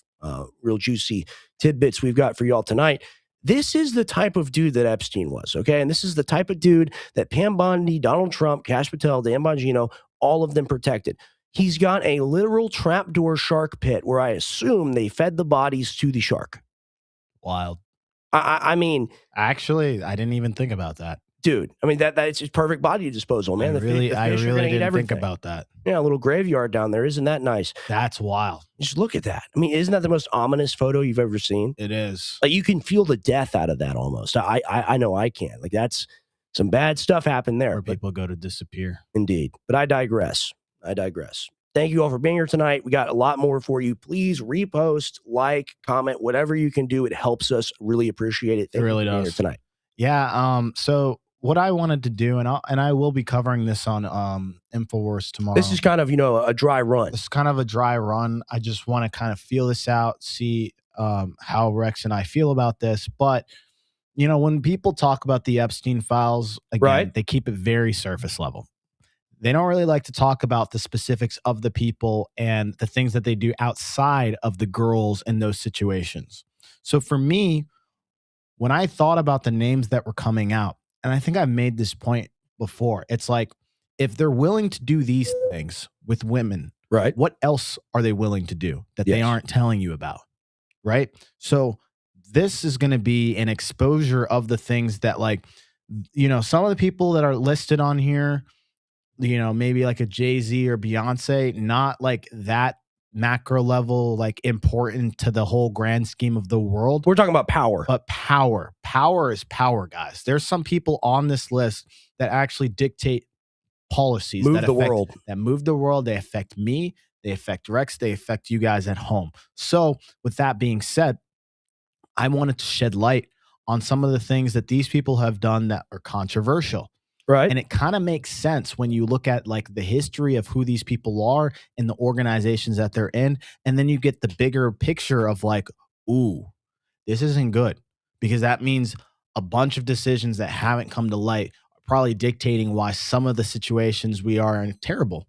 So the first person who we're going to air their laundry out. Do you remember when Massey goes in there and he like talks about this guy, the Sultan? right, of Dubai. Its name is Sultan Ahmed bin Sumayim. I don't know Sulamayim. I don't know how to pronounce his name. Pull up his picture for us, Andrew. Just a affable guy, Yeah. Hey, yeah. Look at this buddy. guy. Zoom in on his face there. Yeah, like he doesn't look like he's going to hurt anybody, but what did he do? I'm here to date your 6-year-old. Uh-oh. Look at this man's face. Does he look trustworthy to you? Would you let this man babysit your kids? Probably not. Probably not. So this guy, he's a businessman from Dubai. A businessman extraordinaire. Oh, 100%. And he's the chairman and CEO of a place called DP World, which is which is one of the largest port operators in the world. And so DP World manages ports where cargo ships are loaded and unloaded for goods, which means that like the global system that goes through with food, oil, electronics, clothing, cars, it all flows through people like this. Right. So why is this important? Because ports are actually important infrastructure, guys. Like almost everything in your house has likely gone through some port at some time. Right. And if the ports slow down, supply chains break and your prices will go up. Now, I was thinking the wire and the women in the shipping containers, like you can do if you got this kind of mobility. I didn't even think about that, dude. Right. You're right. I didn't even think about that. Where do all these, these foreshadowings in media and stuff? Oh, it's fiction, but No, you're right. Truth. Well, I mean, DP, they operate dozens across dozens of countries, and they handle a majority of the share of the global market. So, let's go ahead and pull up this video of the global ports. Who is Global Ports here? And you're just going to see how much they control. We're only going to watch like the first minute and a half. I'll tell you when to pause. But this guy's a real lord of shipping. He's a lord of, 100%. logistics. If you're talking about people with influence, market is important. Okay, go ahead. This is a shipping container entering the port of Los Angeles. As it crosses the waterline, it is technically entering sovereign American territory. It is subject to U.S. federal law. It is inspected by Customs and Border Protection, and the waters around it are patrolled by the United States Coast Guard. But the global network moving that box, that doesn't belong to the United States. While the concrete slab it lands on might be public property, but the terminals, the actual money-making machines that process the world's trade, are increasingly private. And right now, one company has captured the operating rights to these terminals on every single inhabited continent on Earth. Look at that. Everywhere. They are everywhere. Yep. And that's a very big deal, guys.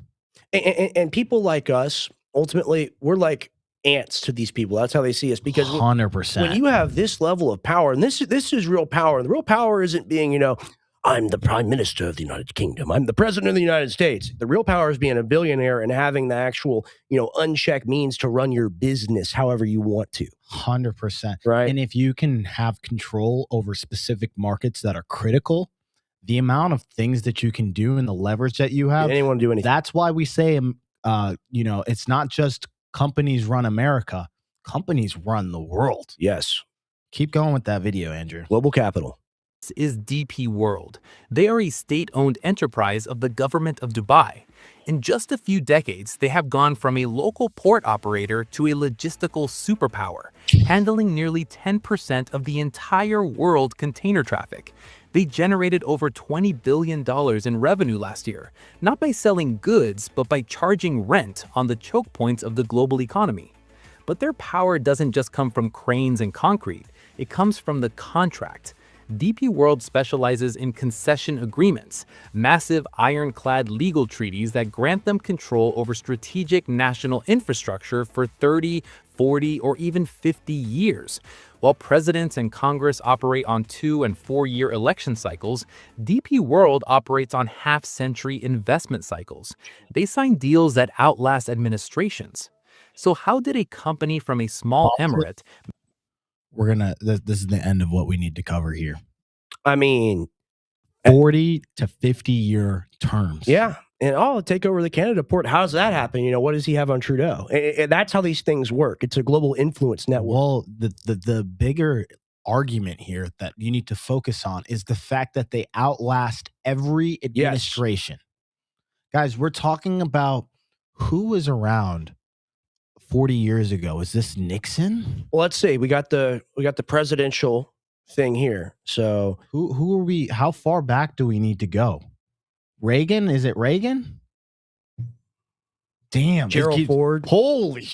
Gerald Ford. Yeah. Gerald Ford. That's pretty crazy. We weren't even but a thought.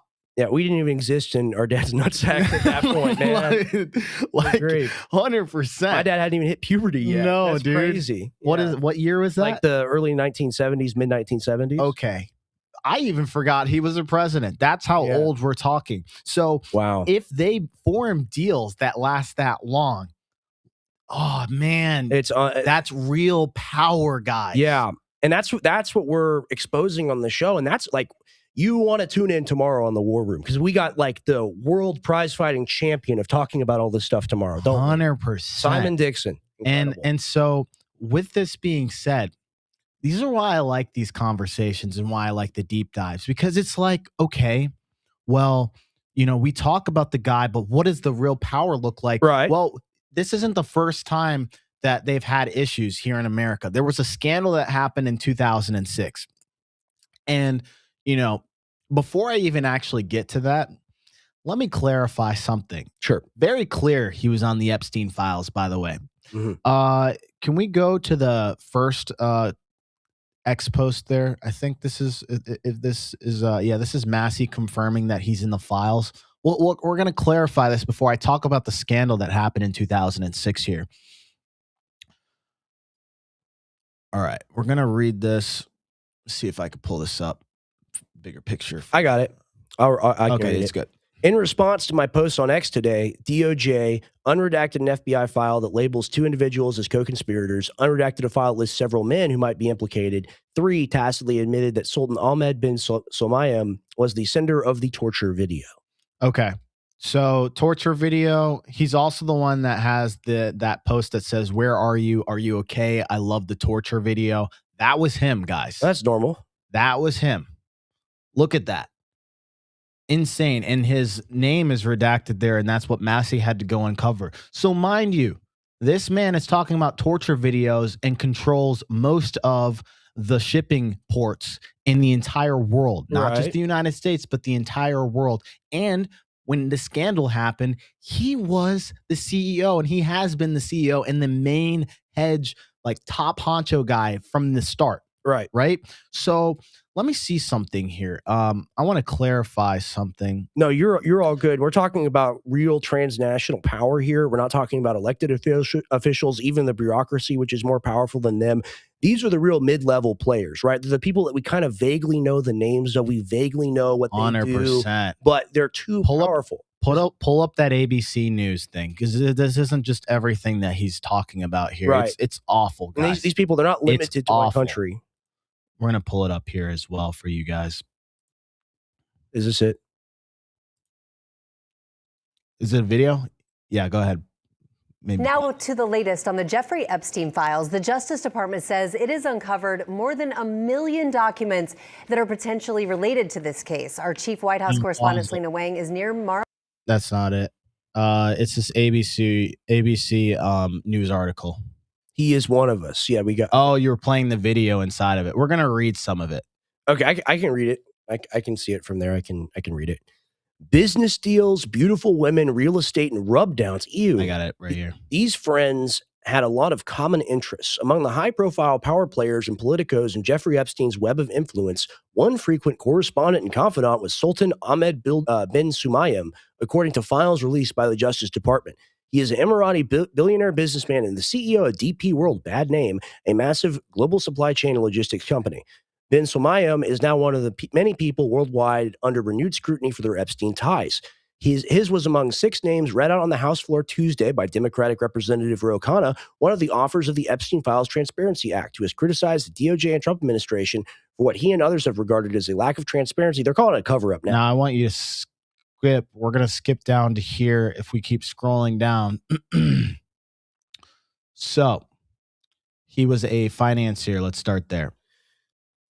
For years, before and after Epstein became a convicted sex offender, bin Sulayman and the infamous financier kept up a free-flowing exchange of emails and ideas. According to the files, their conversations ran the gamut From workshopping financial proposals to rating sexual conquest, from recommending well-known contacts on the world stage to recommending a certain kind of massage. And then it's gonna get really bad because we're gonna start going down You to want to read that? That's pretty. That's pretty insane. We're gonna read these things here now. Scroll down to other times the pair were celebrating their success.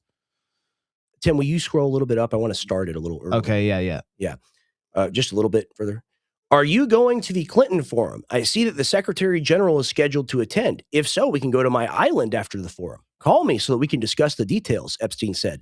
Then Somayam replied that his meetings were flexible and could be rearranged around Epstein's. Really wants to hang out. Anything for a buddy old pal of mine. They want to watch the big game and drink some beers. That's all they want to do. Later on in the exchange, Epstein wanted to know from bin Somayam what time you would like your massage today in New York. Okay, so sex trafficking. Wow. Go down. Other times, the pair were celebrating their successes. In one October 2011 note, bin Somayam sent Epstein a glowing write-up of his recent speech announcing their London Gateway site. I'm proud of you, Epstein answered. You don't want Epstein to be proud of you. That's crazy. You don't want that. He's like, I'm proud of you, my son. Seriously, you have done well, Lord Vader. They then discussed the meeting up in Bodrum for the spa. Sometimes bin Somayam would seek Epstein's advice, the great sage Epstein. Dear Jeffrey, this is the one I went to in Paris, or with in Paris. Bin Somayam wrote in June 2013, attaching details of a 25-year-old blonde, complete with bra cup size and favorite cocktail. Do you think she is a he? Bin Somayam asked. Wow. Epstein replied, the hands do look like mine. No way, you must be kidding. I am getting sick. Bin Somayam said, oh, that's where you draw the line. You like the torture video, but the trans is a little too much for him, man. Too much for him to deal with. You don't like them lady boys. I'm not a fan. Their conversations, always frank, sometimes verged on crude or objectifying. By the way, the Ukrainian and the Moldovan arrived, bin Somayam wrote Epstein in November 12, 2013. Big disappointment, the Moldovan is not as attractive as the picture, while the Ukrainian is very beautiful. Photoshop, Epstein said. Bin Somayam replied, not only was she too short and skinny. Okay, in April 2009, Epstein emailed, where are you? Are you okay? I love the torture video. They're friends, Tim. Besties. They're just friends. This is what friends do. There is no further explanation or context on the video mentioned. Bin Somayam said he was in China and would return in a couple weeks. Hope to see you, Epstein said. When Epstein was in Paris one week in early September 2015, bin Somayam had just returned from Vladivostok, however you say that. I have a good meeting with President Putin, he told Epstein. I am now in London. Tomorrow I have a meeting with Dave Cameron at 10 Downing Street. That's like the head of UK government. Can you hold on? Pause for a second.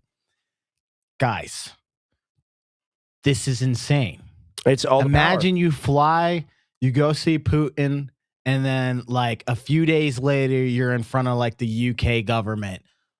Just absolutely insane the amount of power and pull you have to do these things. These are just the messages we see that have been unredacted. As far as we know, from my perspective, it looks like Epstein's running this guy.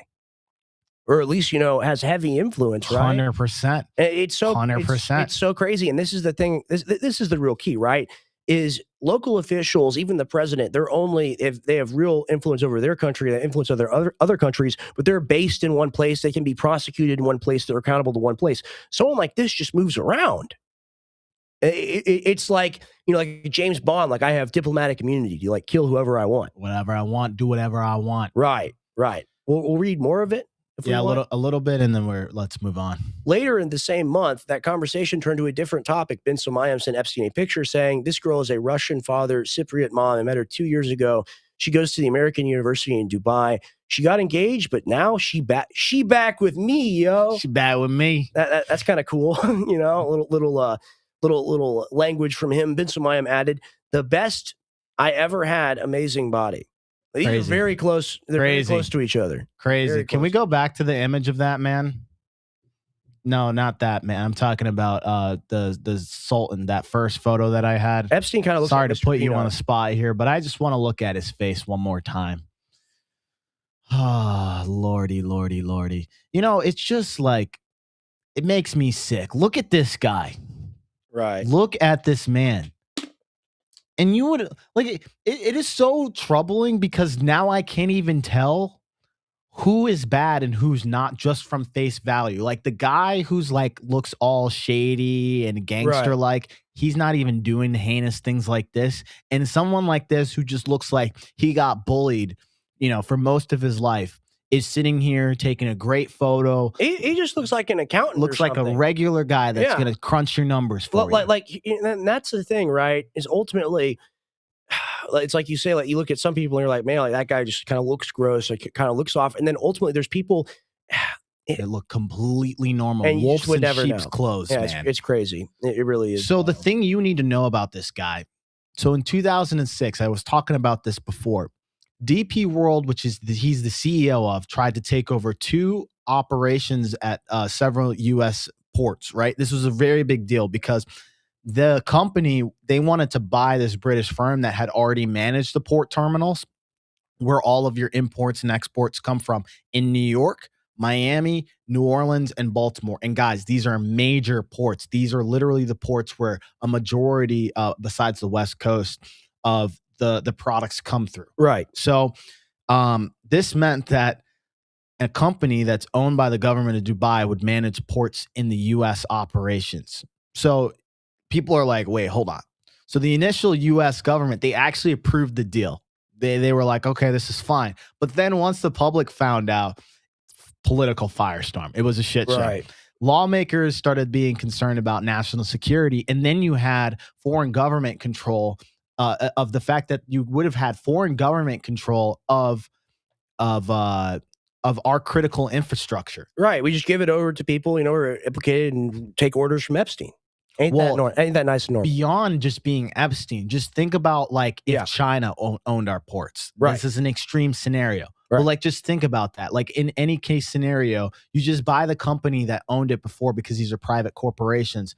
Thank God the government stepped in, because even though DP World would not control the port of security itself, the optics itself and the backlash were very problematic. And they would have some say on what happens there. Right. And imagine there's like some argument that goes on or something goes on, or they could be doing anything with those ports that is not in the best interest of the United States.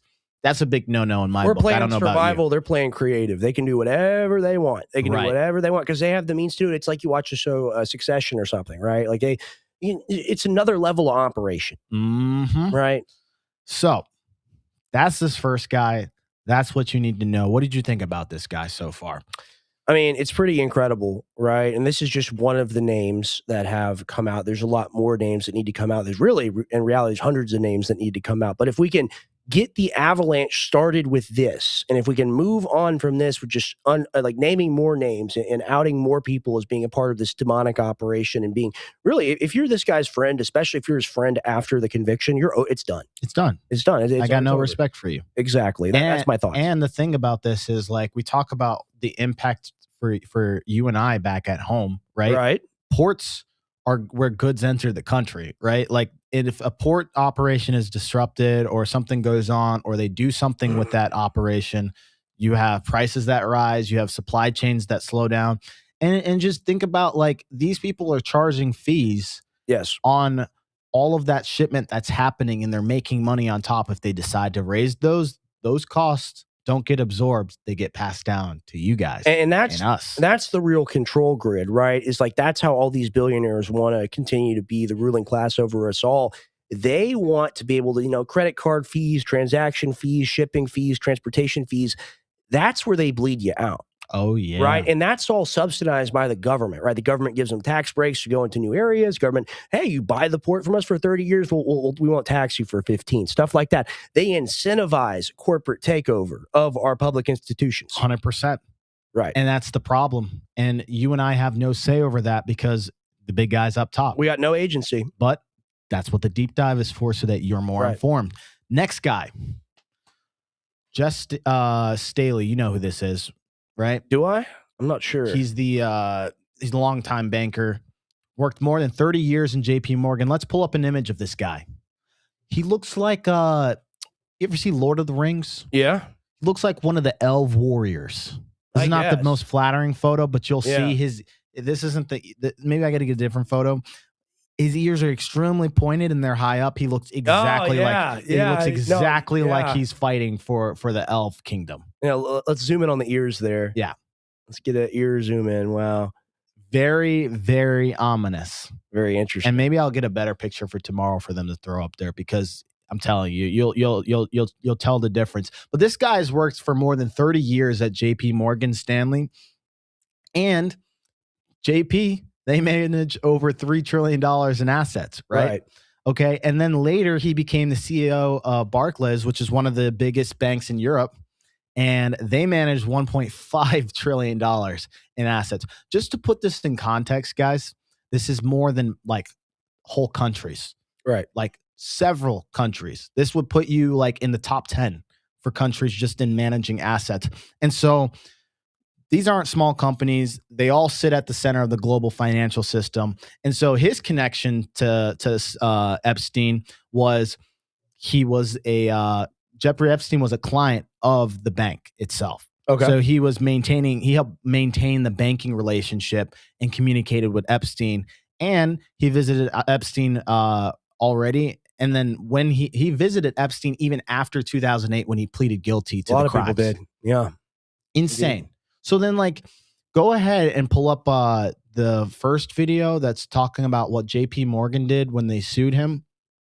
It's like, you can't make this stuff up. They're like, oh, we forgot. We didn't realize it was all him. Go ahead and play this clip. Yeah, good morning, Andrew. JP Morgan is facing multiple lawsuits alleging that the bank aided Jeffrey Epstein in sex trafficking by keeping him on as a client and helping him send money to victims over the years. Yesterday's action from the bank, which was filed in a Manhattan federal court, argues that Staley, who documents show had a close personal relationship with Epstein, should be held liable for any damages if the bank loses either of the cases that are pending against it. Now, JP Morgan not admitting wrongdoing here, but suggesting that if it's found liable, that Staley should be the one to pay the bill. Now, as part of Wednesday's filing, JP Morgan is also seeking to claw back all of Staley's compensation from 2006 to 2013. Staley, who left JP Morgan back in 2013, has said that while he was friendly with Epstein, he never knew about Epstein's crimes. One of the questions in this high-profile legal battle is what knowledge, if any, Jamie Dimon, the CEO of the firm, had of the Epstein situation. Now, just 2 weeks ago, pause it. JP Morgan. You're telling me Jamie Dimon, the rest of the CEOs, all of these people had no idea what was happening and all the money that was happening. One of the biggest We're clients. on the same wavelength, 110%. That's exactly what I was thinking of. It's we got the guy we throw under the bus, right? And there's always the guy we throw under the bus. Epstein's that guy. Epstein's the Bongino. The Bongino. Exactly. The whole operation is complicit. And to say that it's not, like you have to smoke crack. And by the way, I'm pretty sure Dimon appears on the Epstein Files as well. It's not just Staley. You're correct about that. So they get plausible deniability to basically say, well, it was just him. And the guy gets a slap on the wrist with like a $1.8 million fine. They laughs at that. You kidding me? The guy wipes his ass with that. Yeah. Right? Like out of all the money and the transactions that he's made from, they kept him on because he was making the money and he was giving them little girls. It was as simple as that. It was like the tip on top. That's right. Crazy. That's right. And these guys are the ones that actually move monetary policy. Do you guys understand how big JP Morgan Chase is? Mm-hmm. Biggest bank in America. That's right. Bigger than Bank of America. Bigger than Wells Fargo. Think of all of those banks. JP Morgan Chase is literally the top dog that all of the richest people in America will go to. We've got a business account. Yeah, we've got a Chase account. Yeah, right. You know? Right. And it sucks because you're like, damn, we just opened up a bank account with like a bunch of people who are complicit with pedos. Yep. And hey, you can't go anywhere where that's not the case. That's the truth. Like all of our financial systems are implicated. All of like the products you buy, the people that own those companies, they're on the list, folks. They're 100%. On the list. And if they're not on the list, it's because they're redacted. And you go ahead and pull up some of his pictures here. Let's go ahead and pull up the first one, the data. These are directly the files from the Epstein case. It's a PDF there, involvement in files. Let's pull up this first one. Just look at this image here. This is going to show you how many times his name shows up in the files. 7,538 results. That's insane. That's normal. You know, Trump only had 2,000. I mean, who is this guy? Takes the cake, man. Wow. 7,000. I think the Sultan had about 5,000 results. So that's like your PDF file power level. How many emails? The mega boss. Yeah. How many emails you've got referenced in the files? Wow. Oh, and it gets even worse. If you look at the PDF that's attached, actually, that's probably not going to let you do that. Oh yeah, it will. Go ahead and pull up that PDF that's there in the Notion. That's where it's going to be. But it's just like, yes, there it goes. Perfect. Let me pull this up. Yeah, will you grab it so I can read it? Yeah, I got you. It's just mind-boggling. I can read it from there. On Friday, July 9th, 2010, way after Epstein's been found to, be a diddler, Jeff Stanley at the redacted email, maybe they're tracking you. That was fun. Say hi to Snow White. So that's coded language referencing some kind of ungodly act, of course. And then you got the massive disclaimer down there indemnifying Epstein for anyone reading his emails. Good luck with that. Yeah, and it reads from down to up. So he's asking you, maybe they're tracking you. He says, what character would you like? And then he says, Beauty and the Beast.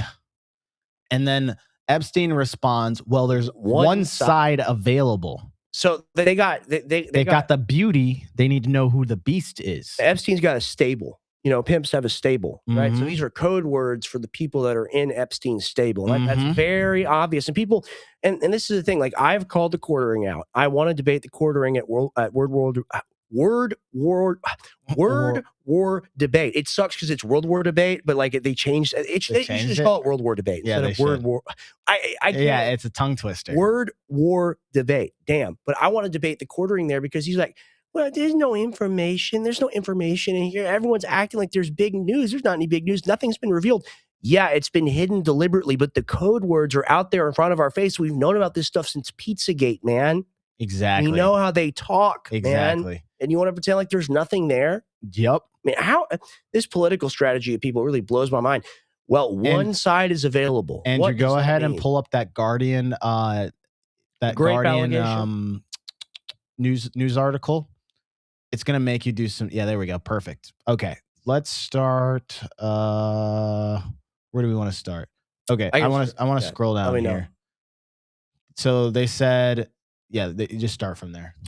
There is no evidence that the prosecutors decided to pursue the allegations. Staley, who has previously denied any wrongdoing, did not respond to requests for comment made over several months, either directly or via his lawyers. He has never been charged with a crime related to the allegations. During a UK court hearing in 2025, Staley admitted to having sex with a member of Epstein's staff in New York, but agreed with a lawyer during cross-examination that he would describe, of course, the intercourse as consensual. The memo refers to one woman's recollection of events that allegedly occurred in or around 2011 or 2012. It says Epstein instructed redacted to provide a massage, a special kind of massage, to Jess Staley in Epstein's New York residence. You're getting jacked off in another man's home. Yes, you are.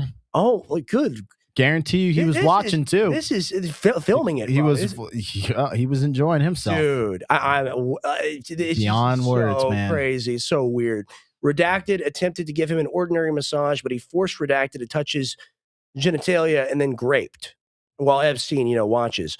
Afterwards, Redacted complained to Epstein, who said he left it to Redacted and Staley to decide whether to engage in sex. After this incident, Redacted began to distance herself from Epstein. This allegation was included in a section labeled Interviews of Victims Who Were Abused as Adults. Oh, that implies the interviews of victims who were abused as kids. They want to pretend like these things don't exist, right? Exactly. Wow. A separate section of the memo again cites allegations against Staley and another financier, Leon Black. Redacted recalled Epstein asking her to massage Leon Black and Jess Staley. Leon Black's real sick. MF, I had a thread on him, actually. And I'm sure you do too. And Jess Staley, both of who engaged in sexual contact with her against her will during the massages. Moreover, according to Redacted, when she complained to Epstein about the sexual contact, he laughed and told Redacted it was up to her. It was up to her. And that's a victim blaming, of course. Insane. And that Leon Black, I don't even want to talk about what he did, but we have to. Because we probably will. And we probably will bring it up tomorrow too. Go ahead and allude to that. He raped a minor. All right. And he caused, bleeding and damage. Let's just say that with foreign objects. It's unconscionable. Like, we all have families, we all have siblings. Some of us have kids. Like, if you're older or same age as us and you got a kid, shout out to you. You've already won in life. You won at the game. We can't even you think about the thing and you just reject it immediately. But this is like this is their club. It's fun for them. This is what they do. Instead of playing golf or playing tennis or watching sports, they attack people, whether they're adults, whether they're children. It's about power. Power. Right. And the thing about power here, guys, and we don't have to continue this one. The thing about power here is why it matters to you and I, even in this circumstance, is because banks operate on trust and regulatory transparency. Fiduciary responsibility. Right? So when the head of a $1.5 trillion bank is found to be misleading the regulators about his relationship with a convicted child sex offender, sorry, let me clarify that. It raises some serious governance concerns here. Right? And so, large banks, they influence mortgages. They influence business lendings. They influence retirement funds. They influence global markets. And all of these things affect you and I back at home. And the people that are in charge of the system itself are all part of that club. Right. And so the bigger question isn't just like whether he knew Epstein's. It's like he maintained a long-term relationship with him. Yes. And he visited him in jail. In jail. If you're getting beat off in another guy's house, like there's some, like, you can't tell, it doesn't get closer than that. Okay. Hey buddy. All right? Hey buddy. I know they arrested you, but like I really care about you, and I just had to come see you, man. I know you got charged with the worst thing on the planet, but it's okay. It's okay. Hey, we're gonna do more of it. Don't you worry. And just wait till I get you out, buddy. Yeah. Epstein gets out of jail and he meets with this guy. And he's like, look, we're not letting this slow us down. We're onward and upward. We're gonna keep up with the grape. Right? Oh, 100%. 100%. Now, let's go on to our final person. This guy name is Lawrence Summers. Let's pull up an image of Lawrence Summers for everybody to know who this man is. He's also part of the club. Demon. Yeah, we got a photo here. Demon. Look at this guy. Would you let that guy babysit your children? I'm here to date your 6-year-old. That's a real one there. Yeah. That's a real one. With the Sultan, I'm like, okay, he doesn't look like it. This guy looks like it. Right. Looks like it. Right? So with this guy, right, he's a powerful American economist, right? He has been U.S. Treasury Secretary, president of Harvard University, and top economic advisor to the U.S. president. So he's say that. Let's take our time with this. Let's repeat it. Let's repeat it. Okay. U.S. Treasury Secretary, big position. Cabinet member. President of Harvard University, most established, esteemed university in the entire world. Number one, which they also have a lot of influence. Leader of that. And their endowment is insane too. Like it's billions of dollars, right? And the third, top economic advisor to the U.S. president. Top economic. Sounds like that's across administrations, and that shows you how entrenched the power is. Guys. He was there during Bush administration. Wow. That was his. Checks out. Yeah, he was there during the Bush administration. He basically Which one, helped. HW or W? W. W. Yeah. So with this being said, he helped shape most of the U.S. financial and economic policy. Right. And so, how is he connected to the Epstein files? Let's go ahead and pull up his receipts, please. First one will be that PDF showing him on the files. Let's go ahead and pull this up. It's just Wild West out Where here. do we want to start? Show me where you want to start. I'm about to pull up right here. Okay. We're gonna start from the bottom because it goes bottom up. It is very confusing. All right. You do. Maybe it starts from here. Okay. Yeah. Start from the. Yep. There we go. Hi, redacted. As discussed in Azerbaijan, attached are the invoices for Larry Summers' flights to Kazakhstan. Best, Camilla. Hi, Camilla. Thank you for the information. Bella will be taking over from here. She had a few questions regarding the total amount to be reimbursed. There are a few payments to make. Thanks. And then, dear Camilla, please resend the invoices for Larry Summers for reimbursement. Originally received 3 invoices for the same date, same name, same destination. Thank you, Bella. Hi, Bella. Sorry about that. Attached is the correct invoice. There were 3 because we changed his ticket. Mr. Summers had requested the flights be first class, which wasn't available on all the flights at first. First class, guys. Gotta have the pedophiles fly first class. They can't be caught in business or fucking economy. No, heavens no. God, no. But then became available, so canceled his original ticket and reissued the ticket to be all first class. There's an invoice for the original ticket. Then the second was a credit memo to say the amount had been reimbursed. And then the third is the invoice for the reissued ticket. So in short, attaches the correct invoice. Absolutely insane. Flying this man first class around the world. Right. That's what you really need to know there. Let me see where we're at here. Let's pull up the second one. I am not a robot.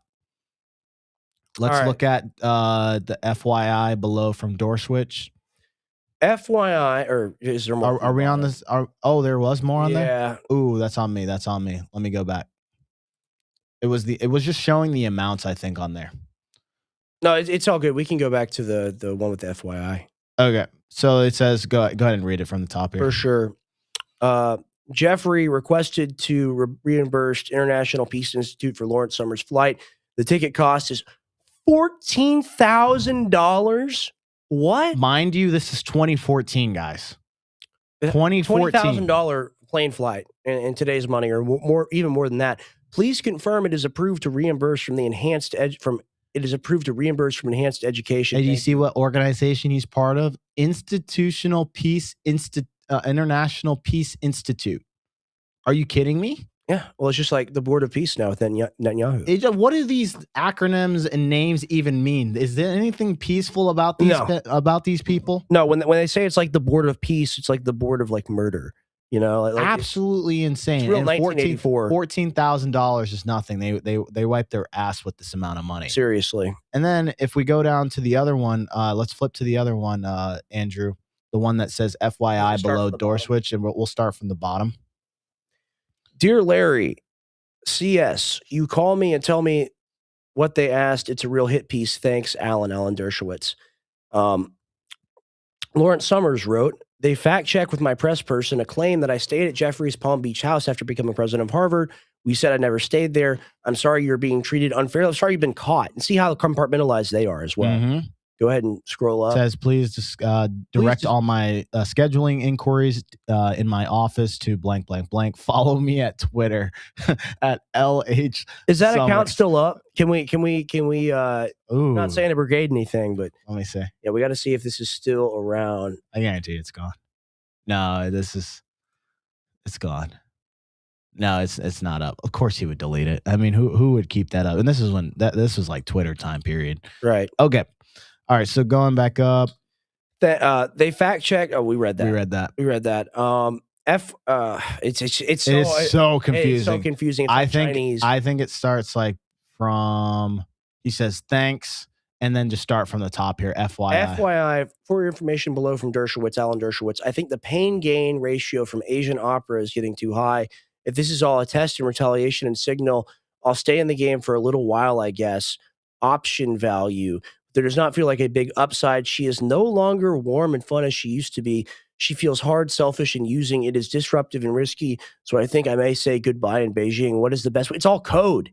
We need someone to crack the code. I had no idea when I read this. I think that they will. I think people are smart enough. There's enough autistic people on the internet. I think we're going to actually figure out a decent idea. Asian opera is getting too high. That's like some code word. She feels hard, selfish, and using. It is disruptive and risky. So I think I may say goodbye in Beijing. I mean, this is spy language here. It is.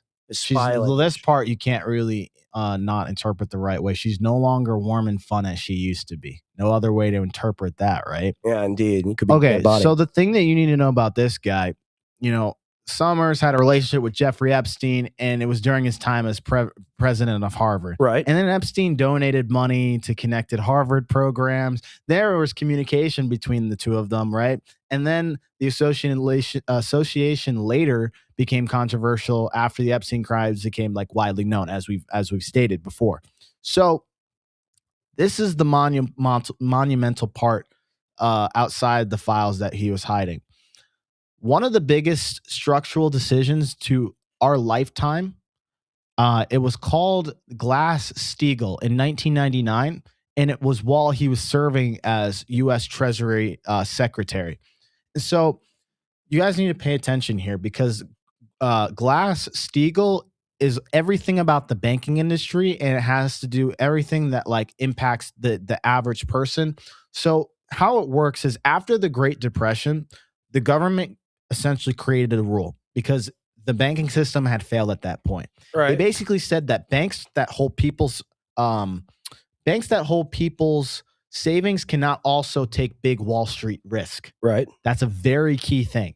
And so the rule basically separated the commercial banks, and the commercial banks are like what keep your checking, your savings, and then there's investment banks. And the investment banks are what keep your stocks, bonds, trading, those things. They decided, okay, well, it's designated to protect the average American, and we're going to separate those two and not allow one bank to just do anything they want with those deposits so that you know your money's still going to be there. And that separation lasted for over 60 years, guys. Right. 60 years. They made a good decision there. But you know what happened? Good old Uncle Sam. In 1999, key parts of the Glass-Steagall were repealed. And it basically said how banks could hold deposits. They could now trade risky securities. They could also merge into giant financial situations. And so at the head of this, Summers supported every single thing and was one of the people in the background pushing this stuff, pushing this repeal. And let's go ahead and play that clip. You know, I'm not a biggest fan of Bernie, but he was right when he was saying these things here. Thank the gentleman for yielding. Mr. Speaker, I rise in strong opposition to this bill.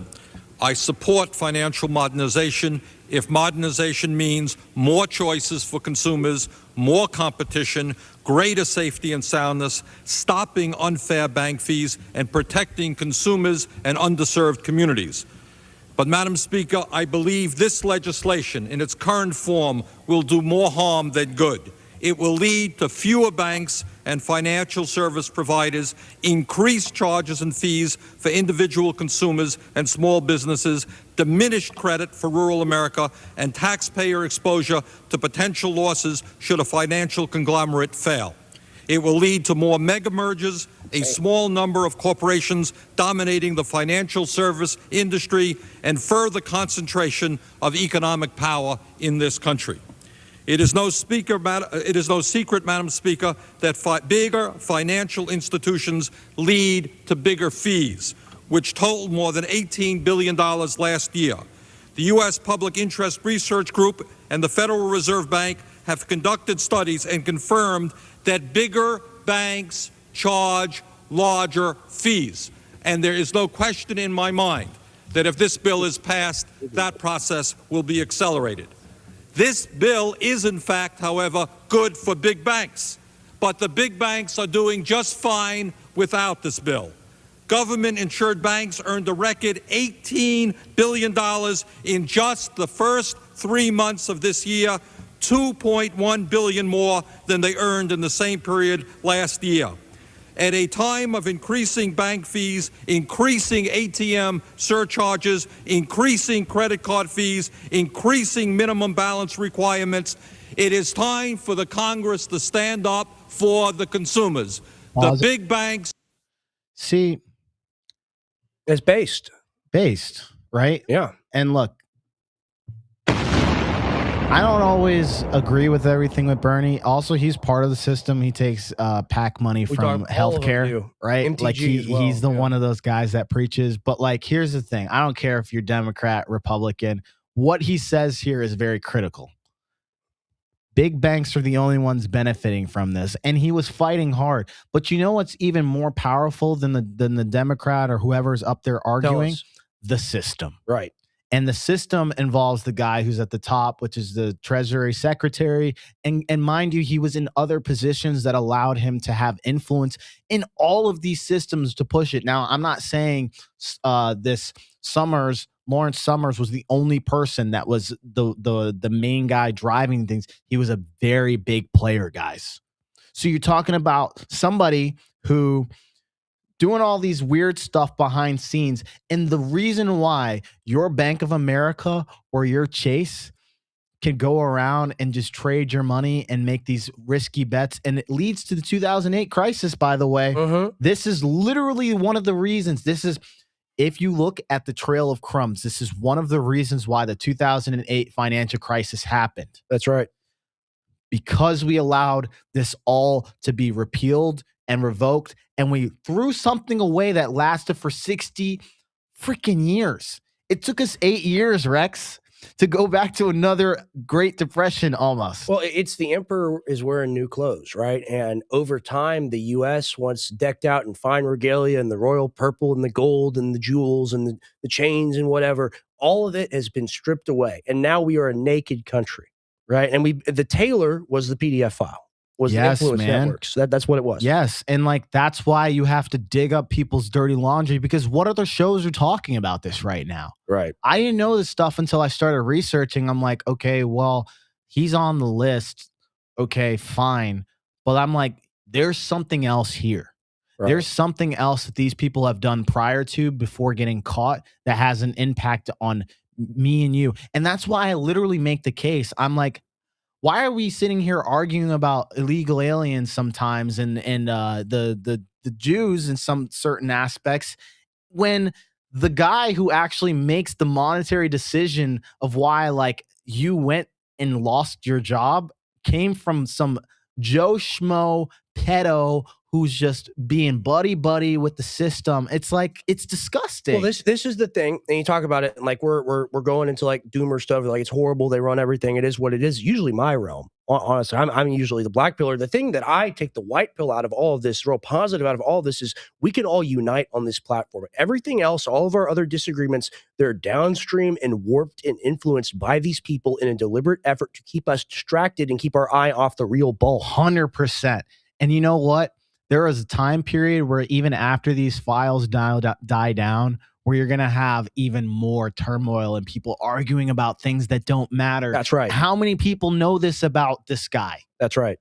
By the way, he's not the only person that was in this position of power. There's several other people that are in the same positions that are making the same moves. And we're not pointing the fingers at the people that are actually driving a lot of our problems. Yes. 100%. So that is what the gray area is about. I love to do the deep dives because you always have to dig below the surface, because you can never fully trust all the time what they're saying unless you actually verify it yourself. 100%. And so this is the end of my segment. You're going to see me talk about this a little bit more tomorrow. It's a preamble. This is a preamble. We're going to figure out how to structure it for the show. But I really just curious, like, do you guys find this stuff helpful? Does going a little bit deeper than just talking about the files and just saying, well, you know, this person was on the files and X, Y, and Z, and it's like, well, that's the end of the story. We're giving the real breakdown here. Tim's really laying it out for you, and that's what's important, and that's why we do the show. That's why we do the gray area, is because we've noticed a real gap. Everyone's partisan, everyone's polarized, everyone's pushing some sort of agenda. We're just people. We want to live in our country. We want to feel safe. We want to feel proud to be Americans, and ultimately, the biggest obstacle to that, really the only obstacle to that, it's a big one, but it's the only obstacle. It's these people that rule us, and they rule us, and they do horrible things to little children. Okay. So we have to stop acting like, oh, well, that's the attorney general. She's super important. That's the president. He's super important, blah, blah, blah. You've just laid out three people that are as important, if not more important than those people, than a cabinet member that are cabinet members. They're literally cabinet members. And more important than like half the people on the files. Yeah, it truly is wild. I think that was phenomenal, Tim. That was really good. We're going to be talking more about this tomorrow. If you guys, a lot of people didn't hear us at the beginning of the show. Tomorrow we will be on InfoWars hosting the War Room. Very exciting. This is our second time doing this. We will also have Simon Dixon. A lot of people missed that episode last week. It was a little bit earlier. UK time is like drastically different. It's like 6 or 7 hours. We had to have it early. Otherwise, I would have had it at a normal time at like 7:30, 8 o'clock.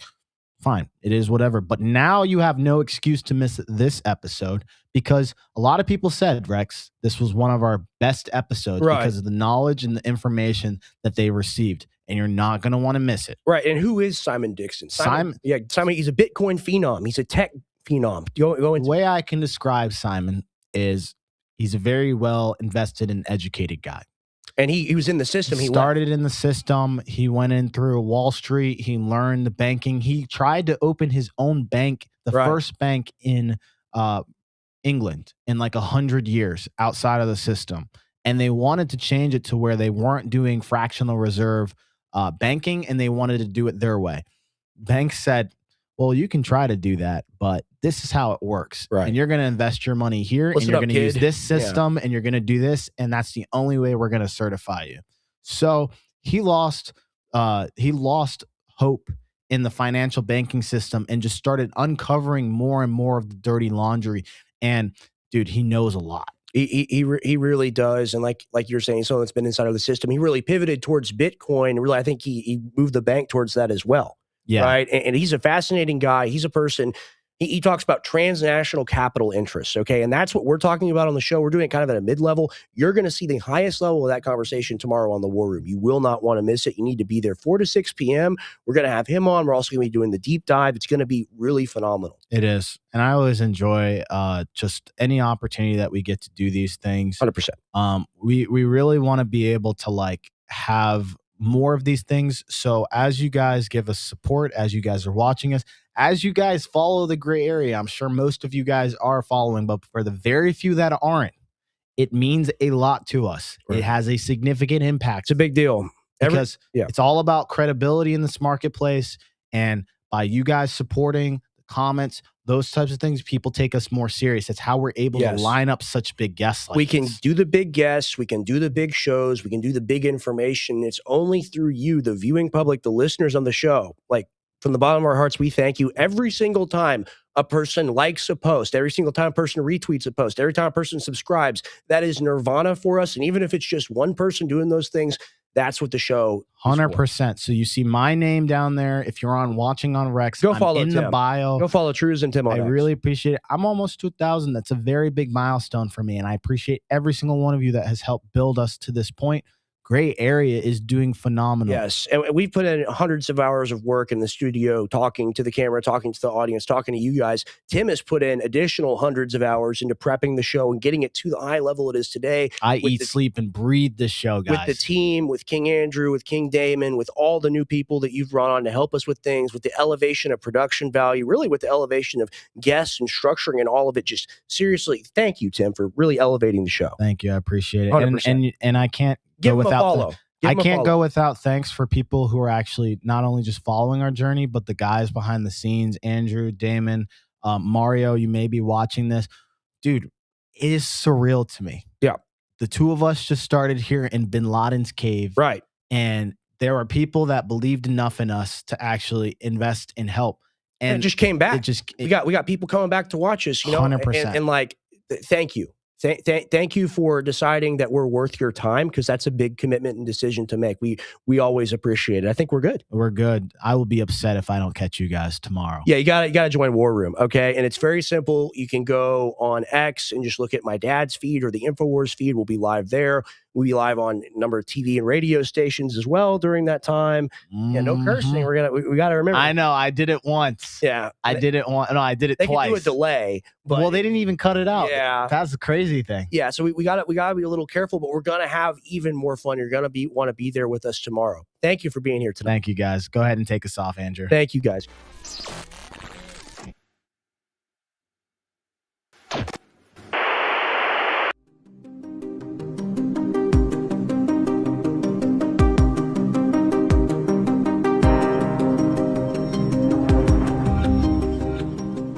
Modern life has left us out of balance.